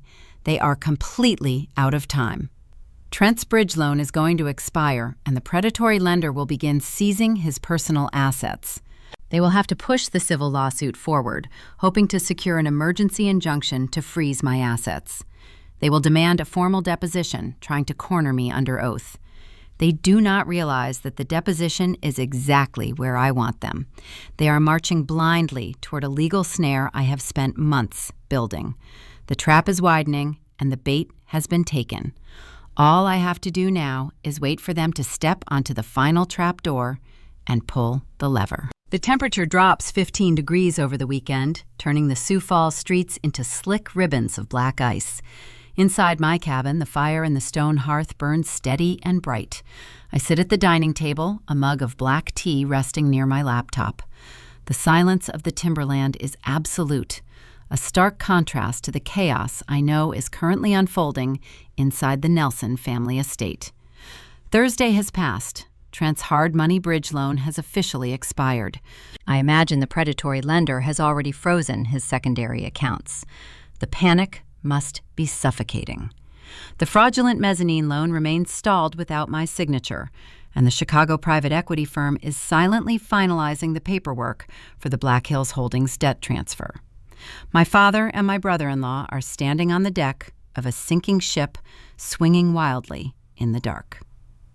The retaliation arrives on a Tuesday afternoon. I am working at the cabin reviewing a tax audit for a mid-sized logistics company when a heavy vehicle crunches up the gravel driveway. I watch through the window as a Minnehaha County Sheriff's cruiser shifts into park.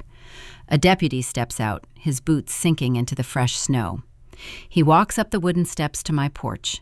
I open the door before he can knock. "Ruby Nelson," he asks, his breath pluming in the freezing air. "Yes." He retrieves a thick, sealed manila envelope from his heavy winter jacket. He holds it out. "You have been served. Have a good afternoon, ma'am." He turns and walks back to his cruiser. He does not know the contents of the envelope. To him, it is just another delivery in a long day of delivering bad news. I close the heavy oak door and carry the envelope to the kitchen island. I slide a letter opener under the flap and tear it open. A massive stack of legal documents slides onto the granite counter. The top page bears the official seal of the state civil court. The plaintiff is listed as Richard Nelson, acting as the primary trustee of the Nelson Commercial Portfolio. The defendant is Ruby Nelson. I flip through the pages. Arthur Croft has earned his exorbitant retainer.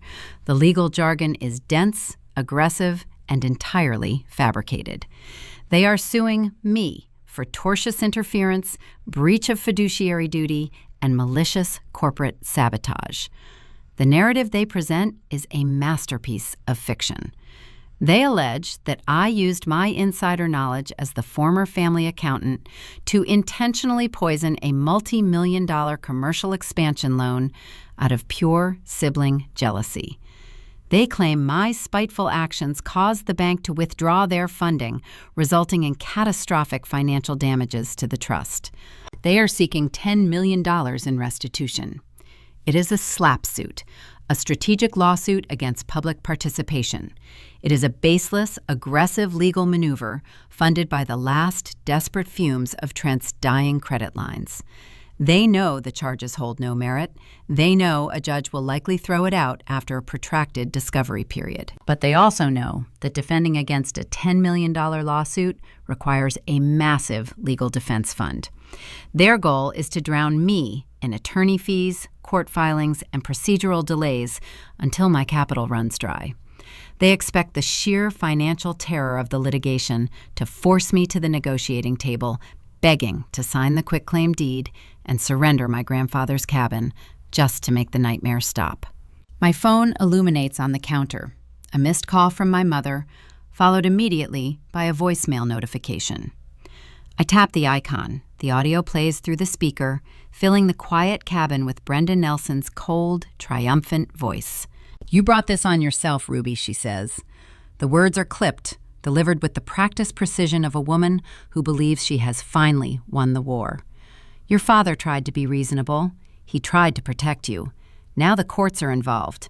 We can make the lawsuit go away today. We can stop the bleeding. Call Arthur, sign the deed, surrender the property, or we will take every dime you have ever earned and we will leave you with nothing. The voicemail ends with a sharp click. I look at the towering stack of legal papers. The audacity is breathtaking. They are using the threat of total financial ruin to extort the only person who actually knows they are completely insolvent. They are suing me for $10 million when they do not even own the roof over their own heads. I do not panic. I do not feel the crushing weight of anxiety they designed this moment to induce.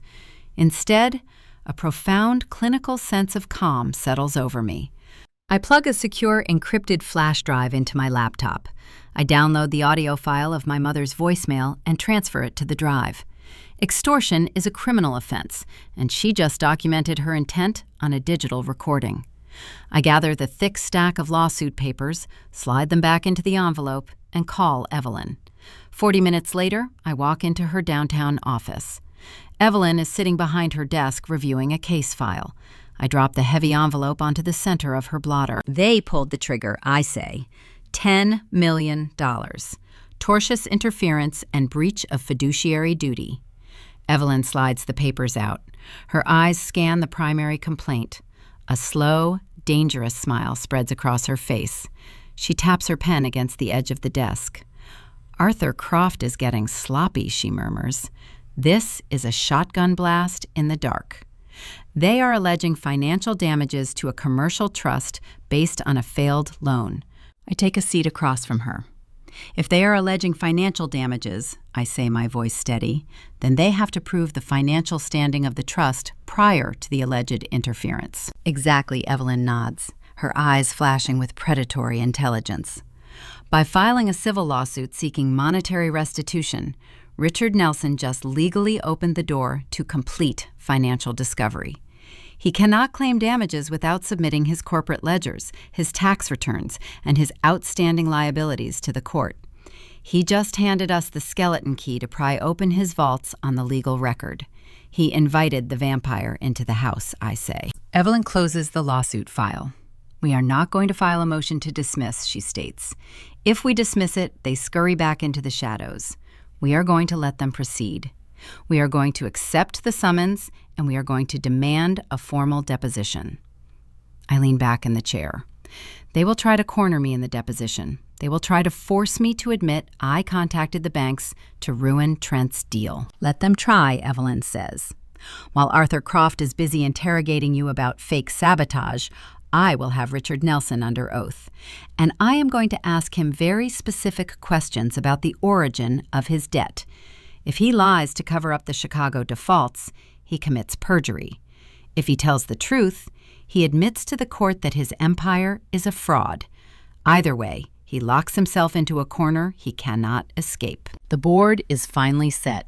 The pieces are locked in position. My family believes they have initiated the legal mechanism that will crush my independence and steal my inheritance. They have no idea they have just initiated the legal mechanism that will allow me to execute my final, devastating strike. The battle moves from the quiet timberland of my cabin to the sterile, unforgiving environment of a legal deposition room. They are marching blindly toward the trap, arrogant and convinced of their own invincibility. I will sit across the table from them. I will listen to their accusations. And then I will let Evelyn hand them the shovel to dig their own graves. The blizzard hits Sioux Falls the night before the deposition. It buries the downtown financial district under 2 feet of snow, turning the streets into a treacherous expanse of white. Inside the towering glass monolith of Harrison and Croft, the climate control is set to a crisp, unyielding 70 degrees. The deposition room is a study in sterile intimidation. Fluorescent lights buzz faintly overhead. The walls are soundproofed, ensuring nothing escapes the heavy wooden doors. A court reporter sits at the corner of a massive rectangular table, her fingers poised over the stenograph machine, ready to transcribe every breath, every pause, and every lie. I take my seat next to Evelyn. Across the expanse of polished mahogany sit the architects of my execution. Richard wears a bespoke charcoal suit, his posture rigid, projecting the image of a betrayed patriarch. Trent sits beside him, a sharp contrast, in a lighter gray blazer, the top button of his shirt undone. He exudes the nervous energy of a man who believes he is hours away from a massive payday. Arthur Croft anchors their side of the table, organizing his thick binders of fabricated evidence with practiced precision. They expect a fight. They expect me to crack under the pressure of the $10 million threat hanging over my head. The interrogation begins at 9 in the morning. Arthur Croft stands pacing the length of the table. He launches his assault. For the first 4 hours, the lawyer attempts to dismantle my professional history. He brings up internal emails, routing schedules, and routine accounting transfers, trying to twist standard fiduciary duties into evidence of corporate sabotage. He raises his voice. He leans across the table. He tries to force me into an emotional reaction, hoping I will slip and admit to a crime I never committed. Miss Nelson Arthur says, pointing a gold pen at my face, "Did you or did you not use your administrative access to contact regional lenders, providing them with unauthorized internal data to maliciously block your brother-in-law's expansion loan?" I look at him. My pulse is steady. My breathing is slow. "I did not," I reply. My voice is flat, clinical, devoid of defensive anger. The administrative access logs will verify that I have not logged into the primary commercial servers since the afternoon of November 26th. Furthermore, I have had no contact with any commercial underwriting department regarding Trent's mezzanine loan. Arthur attempts to interrupt, but I continue speaking, forcing the court reporter to record my complete statement. If the banks denied the loan, I suggest you review the appraisals submitted in the application. Lenders generally withdraw funding when they detect fraudulent valuations. Trent flinches. The color drains from his face for a fraction of a second before he forces his smug grin back into place. Richard glares at me, his jaw clenching. I struck a nerve, but I keep my face completely neutral. I am not here to argue with them. I am here to survive their barrage so Evelyn can set the snare. We break for a brief, tense lunch. The air in the room is suffocating. When we return, Arthur Croft spends another 2 hours attempting to wear me down, recycling the same questions through different legal frameworks. I remain an immovable object. I answer with absolute factual precision, offering no speculation, no emotion, and no vulnerability. At 3 in the afternoon, Arthur Croft finally sits down, exhausted by his own aggressive performance. He closes his binder. We have no further questions for the defendant at this time. Evelyn nods slowly. She does not stand up. She does not pace. She opens a thin manila folder resting in front of her. It contains only 3 sheets of paper. "I have a few questions for the plaintiff," Evelyn says.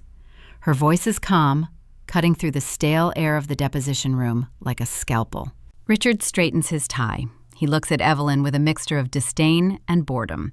He believes the hard part is over. He believes my defense is broken, and his turn in the hot seat will be a mere formality. "State your name and your position within the Nelson commercial portfolio for the record," Evelyn requests. Richard clears his throat. "Richard Nelson, primary trustee and majority shareholder." Evelyn reviews her notes. "Mr. Nelson, you are seeking $10 million in restitution for financial damages allegedly caused by my client. To establish standing for these damages, we need to clarify the financial health of the trust prior to the alleged interference." Arthur Croft shifts in his seat, his professional instincts sensing a subtle shift in the current, but he does not object. The question is standard procedure in a civil damages suit. "The portfolio is exceptionally healthy," Richard states. His voice resonates with unearned confidence.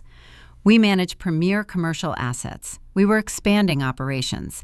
The loss of the expansion capital due to your client's sabotage caused severe logistical and reputational damage." Evelyn nods, accepting the statement without challenge. She turns one page in her thin folder. "Regarding the foundational health of the portfolio, Mr. Nelson, are you aware of the current ownership status of your primary debt obligations?"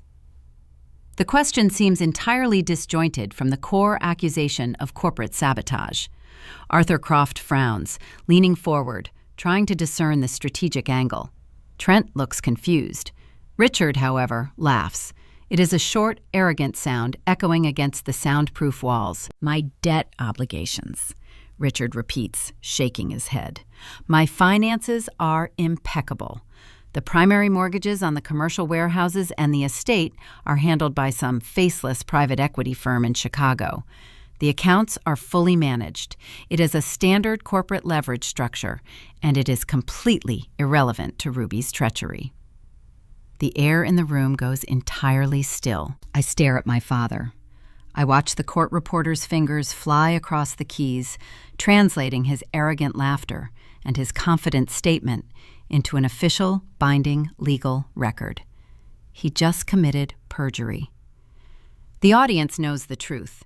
They know the debt is not handled by a faceless Chicago firm. They know the accounts are not managed. They are in catastrophic, terminal default.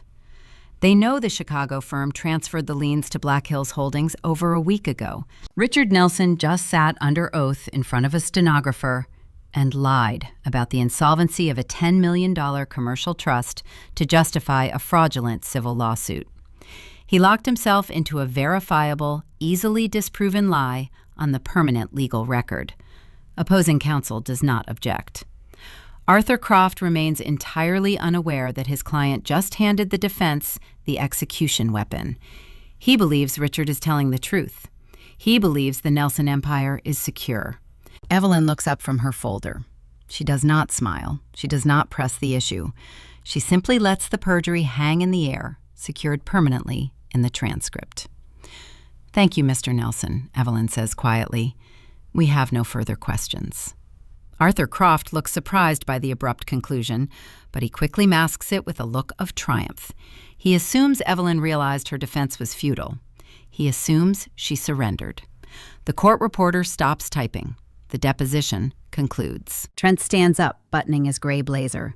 He looks across the mahogany table at me. He winks. It is a deliberate, mocking gesture.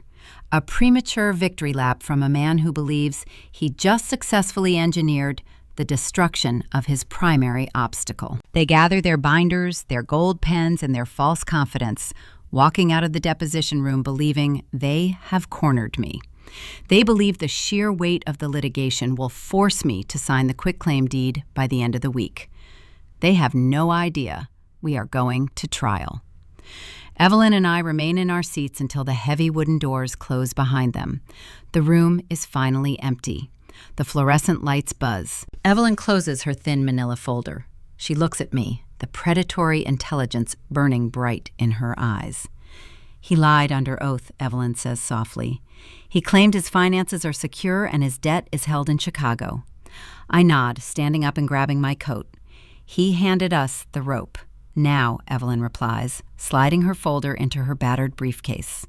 "We just have to wait for him to put his neck in it." The battle lines are drawn. The discovery phase is effectively over.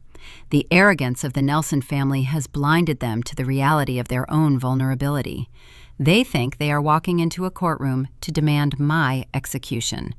They do not realize the judge is going to hand me the sword. The snow from our winter deposition melted months ago, giving way to a bright, deceptive spring.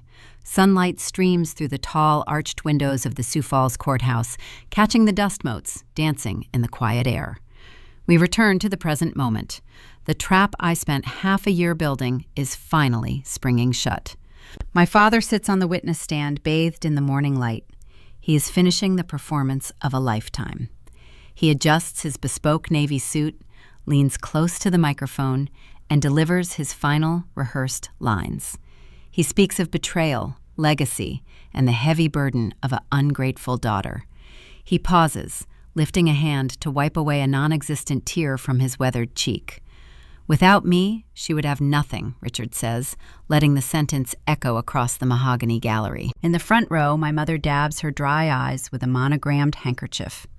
Jessica sits beside her, a tight, victorious smile playing on her lips. They believe this is the end. They believe the sheer emotional weight of the patriarch weeping in a public forum will secure their $10 million judgment. Arthur Croft stands at the plaintiff table. He straightens his tie, offering the judge a solemn nod. "We have no further questions for this witness, Your Honor." The judge, a stern magistrate with silver hair and decades of bench experience, turns his gaze toward the defense table. Cross-examination counsel. Evelyn stands up. The courtroom holds its collective breath, anticipating a brutal defensive counterattack. They expect her to argue about my server access, my emails, and the timeline of Trent's failed expansion loan. They expect us to fight the fabricated charges of corporate sabotage. Evelyn does not carry a legal pad. She does not bring a laptop. She walks toward the center podium holding only one item, the thick red legal folder. She rests the folder on the wooden stand. She looks at my father. Her silence stretches a deliberate, suffocating pause that forces the room to focus entirely on her next words. "Mr. Nelson," Evelyn begins, her voice echoing with crisp authority. "You are asking this court to award you $10 million in restitution for financial damages to your commercial trust. You claim my client poisoned a lucrative expansion loan, causing catastrophic harm to your empire." "That is correct," Richard replies. His tone is weary, playing the exhausted victim. "To determine the scale of these damages, we must examine the foundational health of your empire prior to the alleged interference," Evelyn says. She opens the red folder. "Let us discuss Horizon Equities." Arthur Croft shoots to his feet. "Objection. Relevance. The plaintiff's secondary holding companies have no bearing on the tortious interference claims regarding the primary commercial trust." Evelyn does not flinch. "Your Honor, the plaintiff is seeking monetary damages based on the loss of a specific loan. We intend to prove that the plaintiff was already entirely insolvent, and the loan in question was not intended for expansion, but rather to cover catastrophic, pre-existing defaults hidden within his secondary holdings. Financial standing goes to the very heart of the damages claim." The judge looks down at Arthur Croft, then back to Evelyn. "The objection is overruled. You may proceed, counsel." Arthur Croft sinks back into his leather chair, a faint crease of worry appearing between his brows. He looks at his client. Richard shifts in his seat, the first microscopic crack forming in his confident veneer. Evelyn pulls a stack of crisp documents from the red folder. The audience cannot see the text, but I know exactly what they are. They are copies of the unopened, red-stamped envelopes I saw sitting on my father's desk during Thanksgiving dinner. "Mr. Nelson, are you familiar with a private equity firm based in Chicago?" Evelyn asks, walking toward the witness box to hand him the documents. Richard takes the papers. His hands are steady, but his knuckles turn white. "Yes, we do business with various financial institutions." Evelyn returns to the podium. "Let the record reflect I have handed the witness Defense Exhibit A. These are formal notices of default issued by that Chicago firm. Mr. Nelson, do these documents indicate that the primary mortgages on your commercial warehouses, your retail plazas, and your personal residential estate are in terminal default?" Richard clears his throat. The microphone picks up the dry scraping sound. "Real estate leverages fluctuate. It is a standard industry practice to renegotiate terms during a fiscal downturn." "I did not ask about industry practice," Evelyn counters, her voice sharpening. "I asked if your properties were in default. Let me remind you that you are under oath, and these documents bear the official seals of the issuing creditor. Are your flagship assets underwater?" Arthur Croft stands again. "Objection. Counsel is badgering the witness." "Overruled," the judge snaps. "Answer the question, Mr. Nelson." Richard looks at his lawyer, seeking a lifeline that does not exist. He looks out into the gallery. My mother's handkerchief has dropped to her lap. Jessica's smile is gone, replaced by a rigid mask of confusion. "We missed a few scheduled payments," Richard mutters. The admission is dragged out of him, bitter and reluctant. Evelyn pulls another document from the folder. She holds it up. "During your sworn deposition last winter, you stated on the legal record, and I quote, 'My finances are impeccable, handled by some faceless Chicago firm.' Yet these default notices are dated 3 months prior to that deposition. Did you lie under oath to hide your insolvency? Arthur Croft's face drains of color.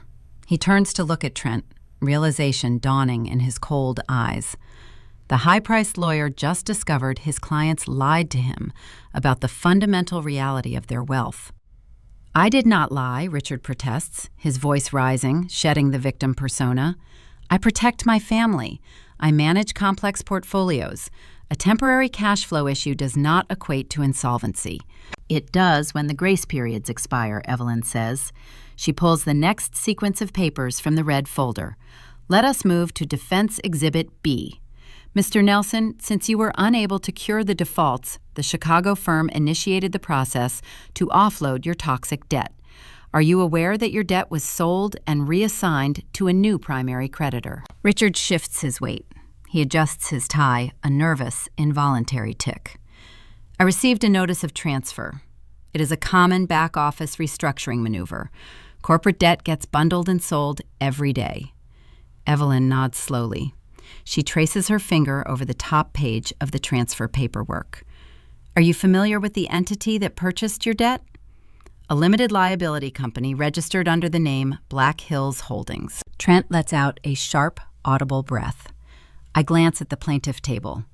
The golden son-in-law is falling apart. His face is slick with a sudden cold sweat. He shifts nervously in his chair, his eyes darting toward the courtroom exits. Trent knows his own hard money bridge loan expired months ago. He knows his secondary assets were cross-collateralized with Richard's empire. Hearing the name of a new, unknown creditor holding the leash to his entire existence is a killing blow to his nervous system. "Black Hills Holdings," Richard repeats. The name tastes unfamiliar on his tongue. He dismisses it with a wave of his hand. It is just another faceless shell company. I pay no attention to who pushes the paper as long as the terms remain manageable. "You have no idea who owns the company that currently holds the liens on your primary estate, your commercial properties, and your son-in-law's underwater assets," Evelyn clarifies, ensuring his ignorance is immortalized on the court transcript. No, Richard snaps, his temper flaring, and it is irrelevant to this trial. Evelyn pauses. She looks at Richard. Then she looks at Arthur Croft, who is furiously whispering to Trent, trying to assess the scale of the disaster unfolding in front of him. The trap is fully sprung. The patriarch just admitted his empire is built on rot. He admitted his debt was sold to a stranger. He stood in front of his peers, his family, and a judge, and confessed that he does not hold the power he claims to possess. Evelyn closes the red folder. She does not ask another question. Instead, she turns her body away from the witness stand and faces the silver-haired judge sitting high on the bench. "Your Honor," Evelyn says, her voice ringing clear and true through the silent courtroom. "The defense wishes to enter our final exhibit into the official record." The moment of execution has arrived. The courtroom waits breathless as the final curtain prepares to fall on the Nelson dynasty. The silver-haired judge sits high on the carved wooden bench, looking down at the scattered papers before him. For the past hour, he has listened to my father spin a breathtaking narrative of victimization. He has watched the high-priced theatrics of Arthur Croft. But earlier this morning, before the gallery doors ever opened, Evelyn submitted a sealed cache of defense exhibits directly to the magistrate's chambers. The judge has already read the ending of this story. He folds his hands together, resting them on top of the polished mahogany barrier. He looks at my father sitting in the witness box. The expression on the magistrate's face is a striking blend of profound pity and clinical disgust. He shifts his gaze across the room, bypassing the plaintiff table entirely, and looks directly at Evelyn. "They still have not figured it out, have they, counsel?" the judge asks. His voice is a low, weary rumble that commands instant attention. Arthur Croft stands up. His bespoke suit seems suddenly too large for his frame. He looks from the judge to Evelyn, a deep, unsettling confusion breaking through his polished exterior. "Figured out what, Your Honor?" Arthur asks. He stammers. It is a microscopic stumble, a brief hesitation on the first syllable. But in a courtroom, A stammer from a senior partner is the sound of a structural collapse. I place my hands on the arms of my leather chair. I push back. I stand up slowly. I do not look at my mother, who has stopped dabbing her dry eyes. I do not look at Jessica, whose triumphant smile is freezing into a rictus of uncertain dread. I look directly at the man sitting in the witness box. I look at the patriarch. Your Honor, Evelyn says, stepping away from the podium and moving toward the center of the floor, the defense requests permission to unseal Exhibit C and enter it into the official public record. Proceed, the judge replies, leaning back in his tall leather chair. Evelyn slides a thick, bound document from the red folder. She walks it over to the court clerk, who stamps the front page with a heavy, echoing thud. This document is the formalized operating agreement and corporate registry for Black Hills Holdings, Evelyn announces. Her voice rings clear, slicing through the heavy, stagnant air of the room. It details the executive structure of the entity that currently holds the primary defaulted debt, the commercial liens, and the escrow deeds for the entirety of the Nelson family estate. Arthur Croft reaches out a hand, his fingers trembling slightly as the clerk hands him a copy. He flips to the final page, his eyes scanning the notarized signatures. For the record, Evelyn continues, refusing to let the momentum slow, could opposing counsel please read the name of the sole managing member of Black Hills Holdings? Arthur Croft stares at the paper. The gold pen slips from his fingers, hitting the tabletop with a sharp clatter. He looks up, turning his head to stare at me. He does not speak. He is a man who has just realized he marched his client into a minefield and ordered him to jump. Read it, counsel, the judge commands. Ruby Nelson, Arthur whispers. The words barely carry past the plaintiff table. The courtroom goes dead silent. It is not a peaceful silence. It is the suffocating, heavy quiet of a vacuum. I watch my father.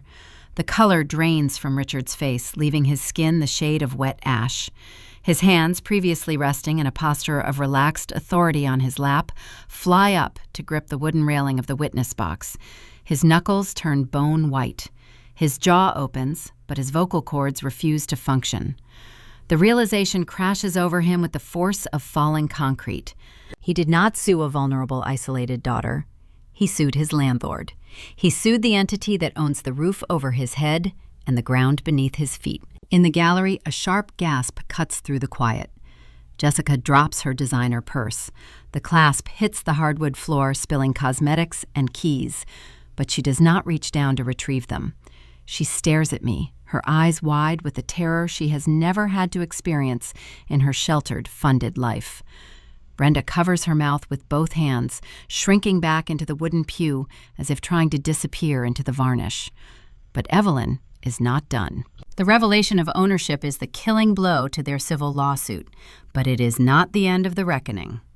Evelyn steps back to the podium. She opens the red folder one last time. Your Honor, Evelyn says, the temperature in her voice dropping to freezing. As the primary creditor, Black Hills Holdings exercised its legal right to initiate a financial discovery audit regarding the collateral securing its debt.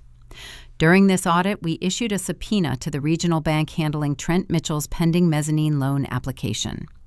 We request to enter Defense Exhibit D into the record. She pulls a single sheet of paper from the folder. It is an internal email communication, Evelyn explains, holding the paper up so the room can see the printed text. Trent sits up straight. His face is slick with a cold, sudden sweat. He looks at his father-in-law, his eyes begging for an intervention that is never going to come. Trent believes Evelyn is about to expose his forged appraisal. He is bracing himself to take the fall for the federal fraud. The email is dated October 12th, Evelyn reads.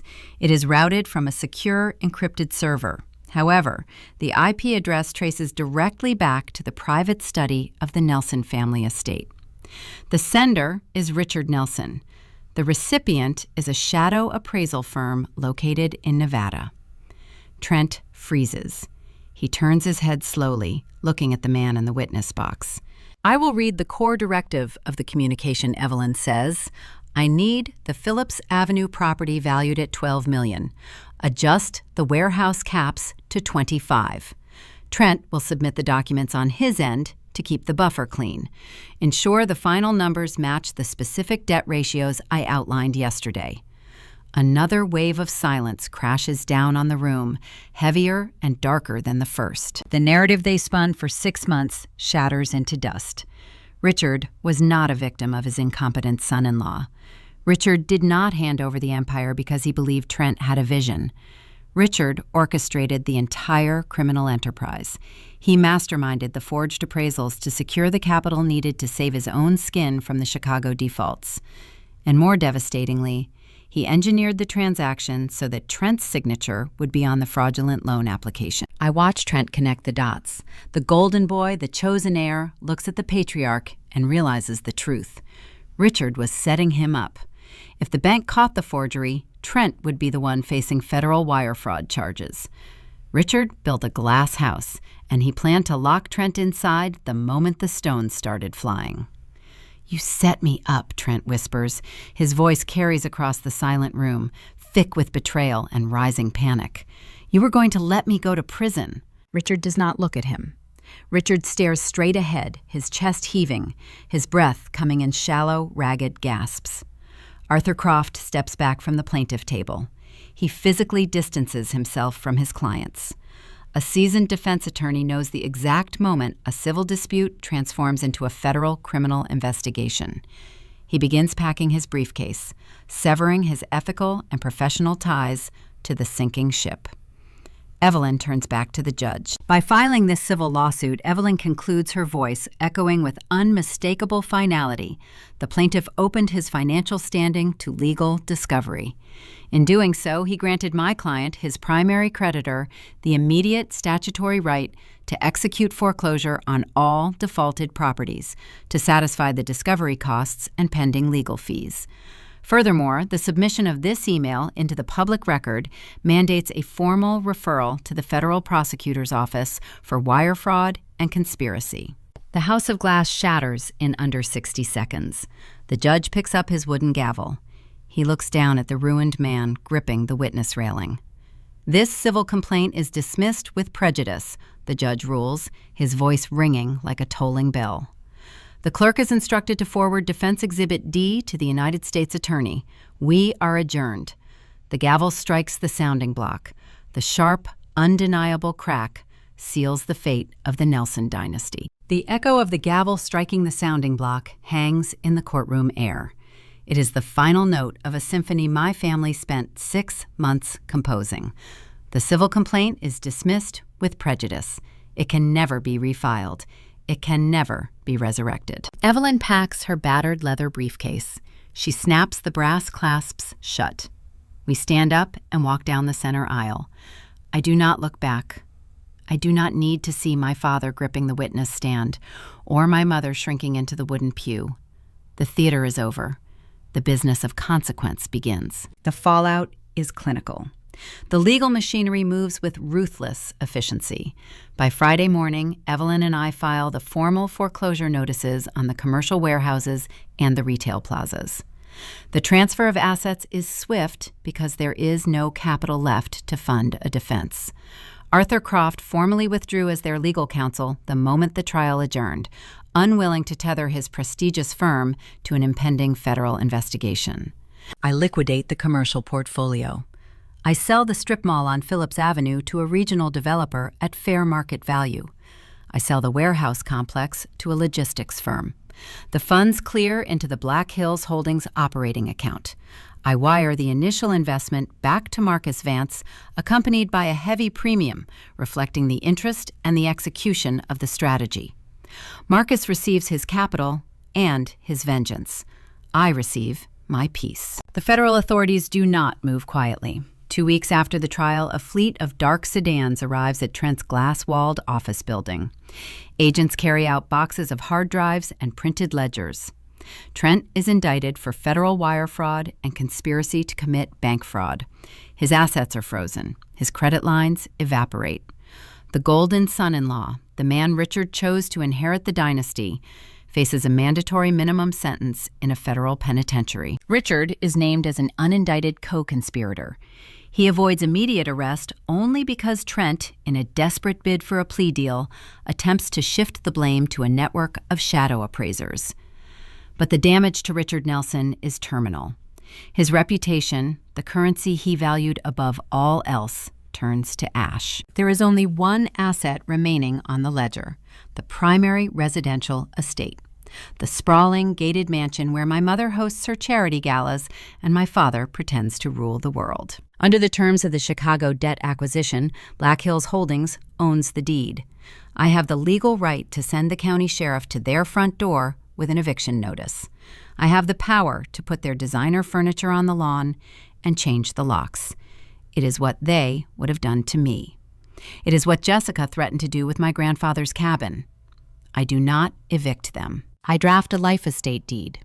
I grant Richard and Brenda the right to reside in the mansion until the end of their natural lives. I do not do this out of love. I do not do it out of forgiveness or familial duty.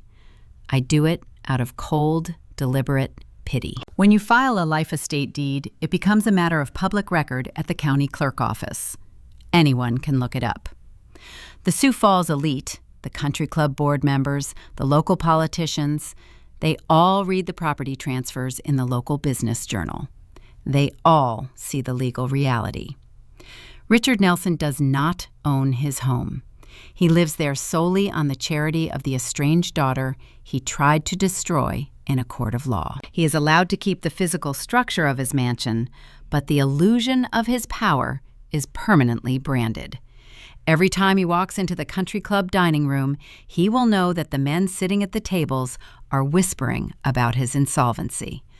Every time my mother hosts a social event, she will know her guests are drinking wine paid for by the grace of the scapegoat. The house becomes their prison. The wealth is gone, and the ego is shattered beyond repair. A month passes. The harsh South Dakota winter surrenders to a muddy, hesitant spring. The snow melts, turning the timberland around my cabin into a landscape of wet earth and budding pine. I am sitting on my front porch on a Tuesday morning. The air smells of rain and wet wood. A vehicle turns onto my gravel driveway. It is the pristine white SUV. Only it is no longer pristine. The sides are caked in dried mud. The front bumper is scraped. The engine idles with a rough, uneven cadence. Jessica steps out of the driver's seat. She does not wear a cashmere coat. She wears a faded sweater and dark jeans. Her hair is pulled back in a messy knot. The triumphant smirk she wore in the courtroom is gone. Her face is hollow, drawn tight by a month of relentless, suffocating panic. She walks up the wooden steps to my porch. She stops a few feet away from my chair. She does not barge into my home the way she did last autumn. She waits for permission. "Ruby," she says. Her voice is fragile, trembling on the edge of a sob. I hold a ceramic mug of dark roast coffee. I take a sip. I do not invite her to sit. I do not offer a greeting. "Trent's accounts are locked," Jessica says. A single tear tracks down her cheek, cutting a clean line through her pale makeup. The federal prosecutors froze everything. The defense attorneys are demanding a retainer we cannot pay. Dad cannot help us. He will not even answer the phone. He just sits in his study all day. She takes a ragged breath, wrapping her arms around her torso. "The bank is foreclosing on our house next week, Ruby. We have nothing. We are going to lose everything. I know we said terrible things to you. I know Trent made mistakes. But you have capital now. You liquidated the commercial properties. You have the money. Please, I am your sister. I just need a bridge loan to keep us afloat until the trial is over." I look at her. I see the woman who laughed when she thought I was taking a cheap taxi. I see the woman who spread vicious lies about my professional integrity to starve me out of my career. I see the golden child finally standing in the ashes of the kingdom she demanded. "Wait here," I say. I stand up and walk inside the cabin. I walk to the oak dining table where Elias taught me how to read a ledger. I open the top drawer of my desk. I pull out a single sheet of paper. I walk back out to the porch. Jessica watches me, a desperate, hungry hope blooming in her eyes. She thinks I am bringing her a check. She thinks the bond of blood is enough to erase 6 months of psychological warfare. I hand her the piece of paper. She takes it. Her brow furrows as she reads the header. The hope drains from her face, replaced by a stunned, humiliating realization. It is a blank job application. It is the standard form for an entry-level bookkeeping assistant at my private forensic accounting firm. The starting salary is $30,000 a year, I say. My voice is calm, even, and devoid of malice. It is enough to rent a small apartment in the city. You will have to learn how to use spreadsheet software, and you will be expected to arrive at 8 in the morning. If you fill it out and pass the background check, I will consider your application. Jessica stares at the paper. Her hands shake. You want me to work for you? You want me to fetch your coffee? I want you to learn how to build something with your own hands, I reply, just like Elias taught me. I turn around. I walk back inside my sanctuary. I close the solid oak door. The heavy latch clicks into place, sealing the cabin. I do not look out the window. I listen as her footsteps retreat down the wooden stairs. I listen to the engine of her dirty SUV struggle to turn over. I listen to the tires crunch down the gravel driveway, fading away until the silence of the timberland returns. I walk back to the desk. I sit down and run my hands over the smooth, worn wood. My father spent his life cultivating a mirage. He believed that power was something you projected onto a glass wall, demanding the world accept the reflection as reality. He believed that inheriting a name was the same as inheriting a spine. He was wrong. True worth is not passed down in fake trusts. It is not demanded at expensive dinner tables. It is not secured by throwing the people who protect you to the wolves. True worth is built quietly. It is constructed in the dark, away from the applause of the crowd, by the people who understand that numbers do not lie. The world belongs to the people who do not flinch when the fire starts. It belongs to the people strong enough to hold the pen. We spend our lives building roofs to shelter our children, but we rarely pause to examine the foundation we are laying beneath their feet. When the dust settles on a story like the collapse of the Nelson dynasty, it is easy to look at the legal maneuvers, the corporate fraud, and the courtroom theater and see only a tale of financial revenge. But beneath the ledgers and the lawsuits, this is a story about the devastating generational cost of a failed upbringing. It is a mirror held up to the quiet, everyday choices we make as parents, and a harsh reminder of what happens when we value the illusion of success over the heavy, unglamorous work of building character. In American culture, the pursuit of a better life for our children is a cornerstone of the traditional family structure. We want them to have more than we did. We want them to walk through doors we had to pry open. But somewhere along the line, the definition of legacy has become dangerously warped. For parents like Richard and Brenda, legacy was reduced to an aesthetic. They treated their family not as a living, breathing ecosystem requiring emotional awareness and fairness, but as a corporate asset to be managed. They looked at their children and saw extensions of their own egos. In Jessica, they cultivated the ultimate golden child. They shielded her from consequence, handed her unearned authority, and taught her that her surname was a shield against the hard truths of the world. They thought they were giving her a gift. Instead, they handed her a curse. By protecting her from failure, they robbed her of the opportunity to develop resilience. When you raise a child to believe that appearances matter more than integrity, you do not build a strong adult. You build a fragile glass sculpture, destined to shatter the moment the world refuses to accommodate its delicate edges. When the money vanished, Jessica had no internal compass to guide her. She had only a blank job application she did not know how to fill out. Standing on the porch of the sister she had spent a lifetime looking down upon, this is the hidden tragedy of favoritism. The child who is placed on the pedestal is often the one most severely handicapped by the parents who put them there. On the other side of that same coin is the scapegoat, the child who is marginalized, criticized, and expected to carry the emotional and practical burdens of the family without complaint. Ruby was denied the warmth of her parents' approval because she possessed the one trait Richard and Brenda feared most, an uncompromising dedication to the truth. In a home built on a trapdoor, the child who points out the rotting wood is always treated as the enemy. Yet Ruby survived. She did not merely survive, she triumphed. And she did so because of a different kind of parenting, a quiet, traditional guidance provided by her grandfather, Elias. Elias did not hand Ruby a country club membership or a designer coat. He handed her a ledger. He sat her down by a stone hearth and taught her the language of numbers, the immutable laws of cause and effect, of debt and repayment. Numbers do not lie. People do. In those few words, Elias imparted a profound lesson in emotional awareness and personal responsibility.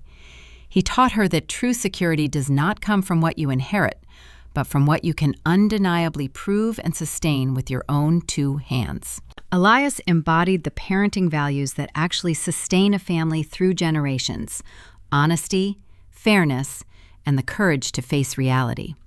He understood that you do not protect a child by lying to them about the nature of the world. You protect a child by giving them the tools to navigate the dark. He gave Ruby a timber cabin, a structure built to withstand the bitter South Dakota winters. Richard gave Jessica a glass tower built on a fault line. The contrast between these two inheritances is the central question every parent must eventually answer for themselves. Raising children in a modern society is an exercise in competing pressures. The temptation to rescue them from every hardship, to prioritize their comfort over their character, is a powerful instinct. But true family responsibility requires the emotional discipline to say no. It requires the fairness to hold your children accountable, to let them feel the sting of their own mistakes, and to guide them through the repair process rather than sweeping the debris under a designer rug. When we fail to do this, when we endorse fraudulent behavior because the perpetrator happens to be wearing our family name, as Richard did with Trent, we do not save the family. We guarantee its eventual catastrophic ruin. These are the quiet, critical crossroads of domestic life, the moments where we choose whether to teach our children the value of honest labor or the cheap thrill of a stolen shortcut. If this story resonates with you, if you have ever found yourself standing in the shadow of a family that valued keeping up appearances over protecting its own, you are not alone. There is a profound strength in refusing to participate in the illusions handed down to you. We explore these deep, often unspoken familial dynamics every week. Follow the channel Aura of Vengeance and join a community dedicated to uncovering the truth beneath the facade, celebrating the people who find their power not in the spotlight, but in the quiet, undeniable strength of their own integrity. As the sun sets on the Nelson Empire, we are left to look at our own lives. We must examine the bricks we are laying for the next generation. Are we building timber cabins designed to weather the storms of consequence and time? Or are we constructing fragile mansions of glass, praying the wind never blows too hard? Take a moment tonight to look at the people you are raising, or the legacy you are carving out for yourself. Look closely at the values you champion when nobody else is watching. The ledger of a life is always balancing itself, entry by entry, choice by choice. We can spend decades trying to manipulate the margins, trying to convince the world we are richer, stronger, or better than we truly are. But eventually, the audit always comes. And when it does, the only thing left standing will be the truth.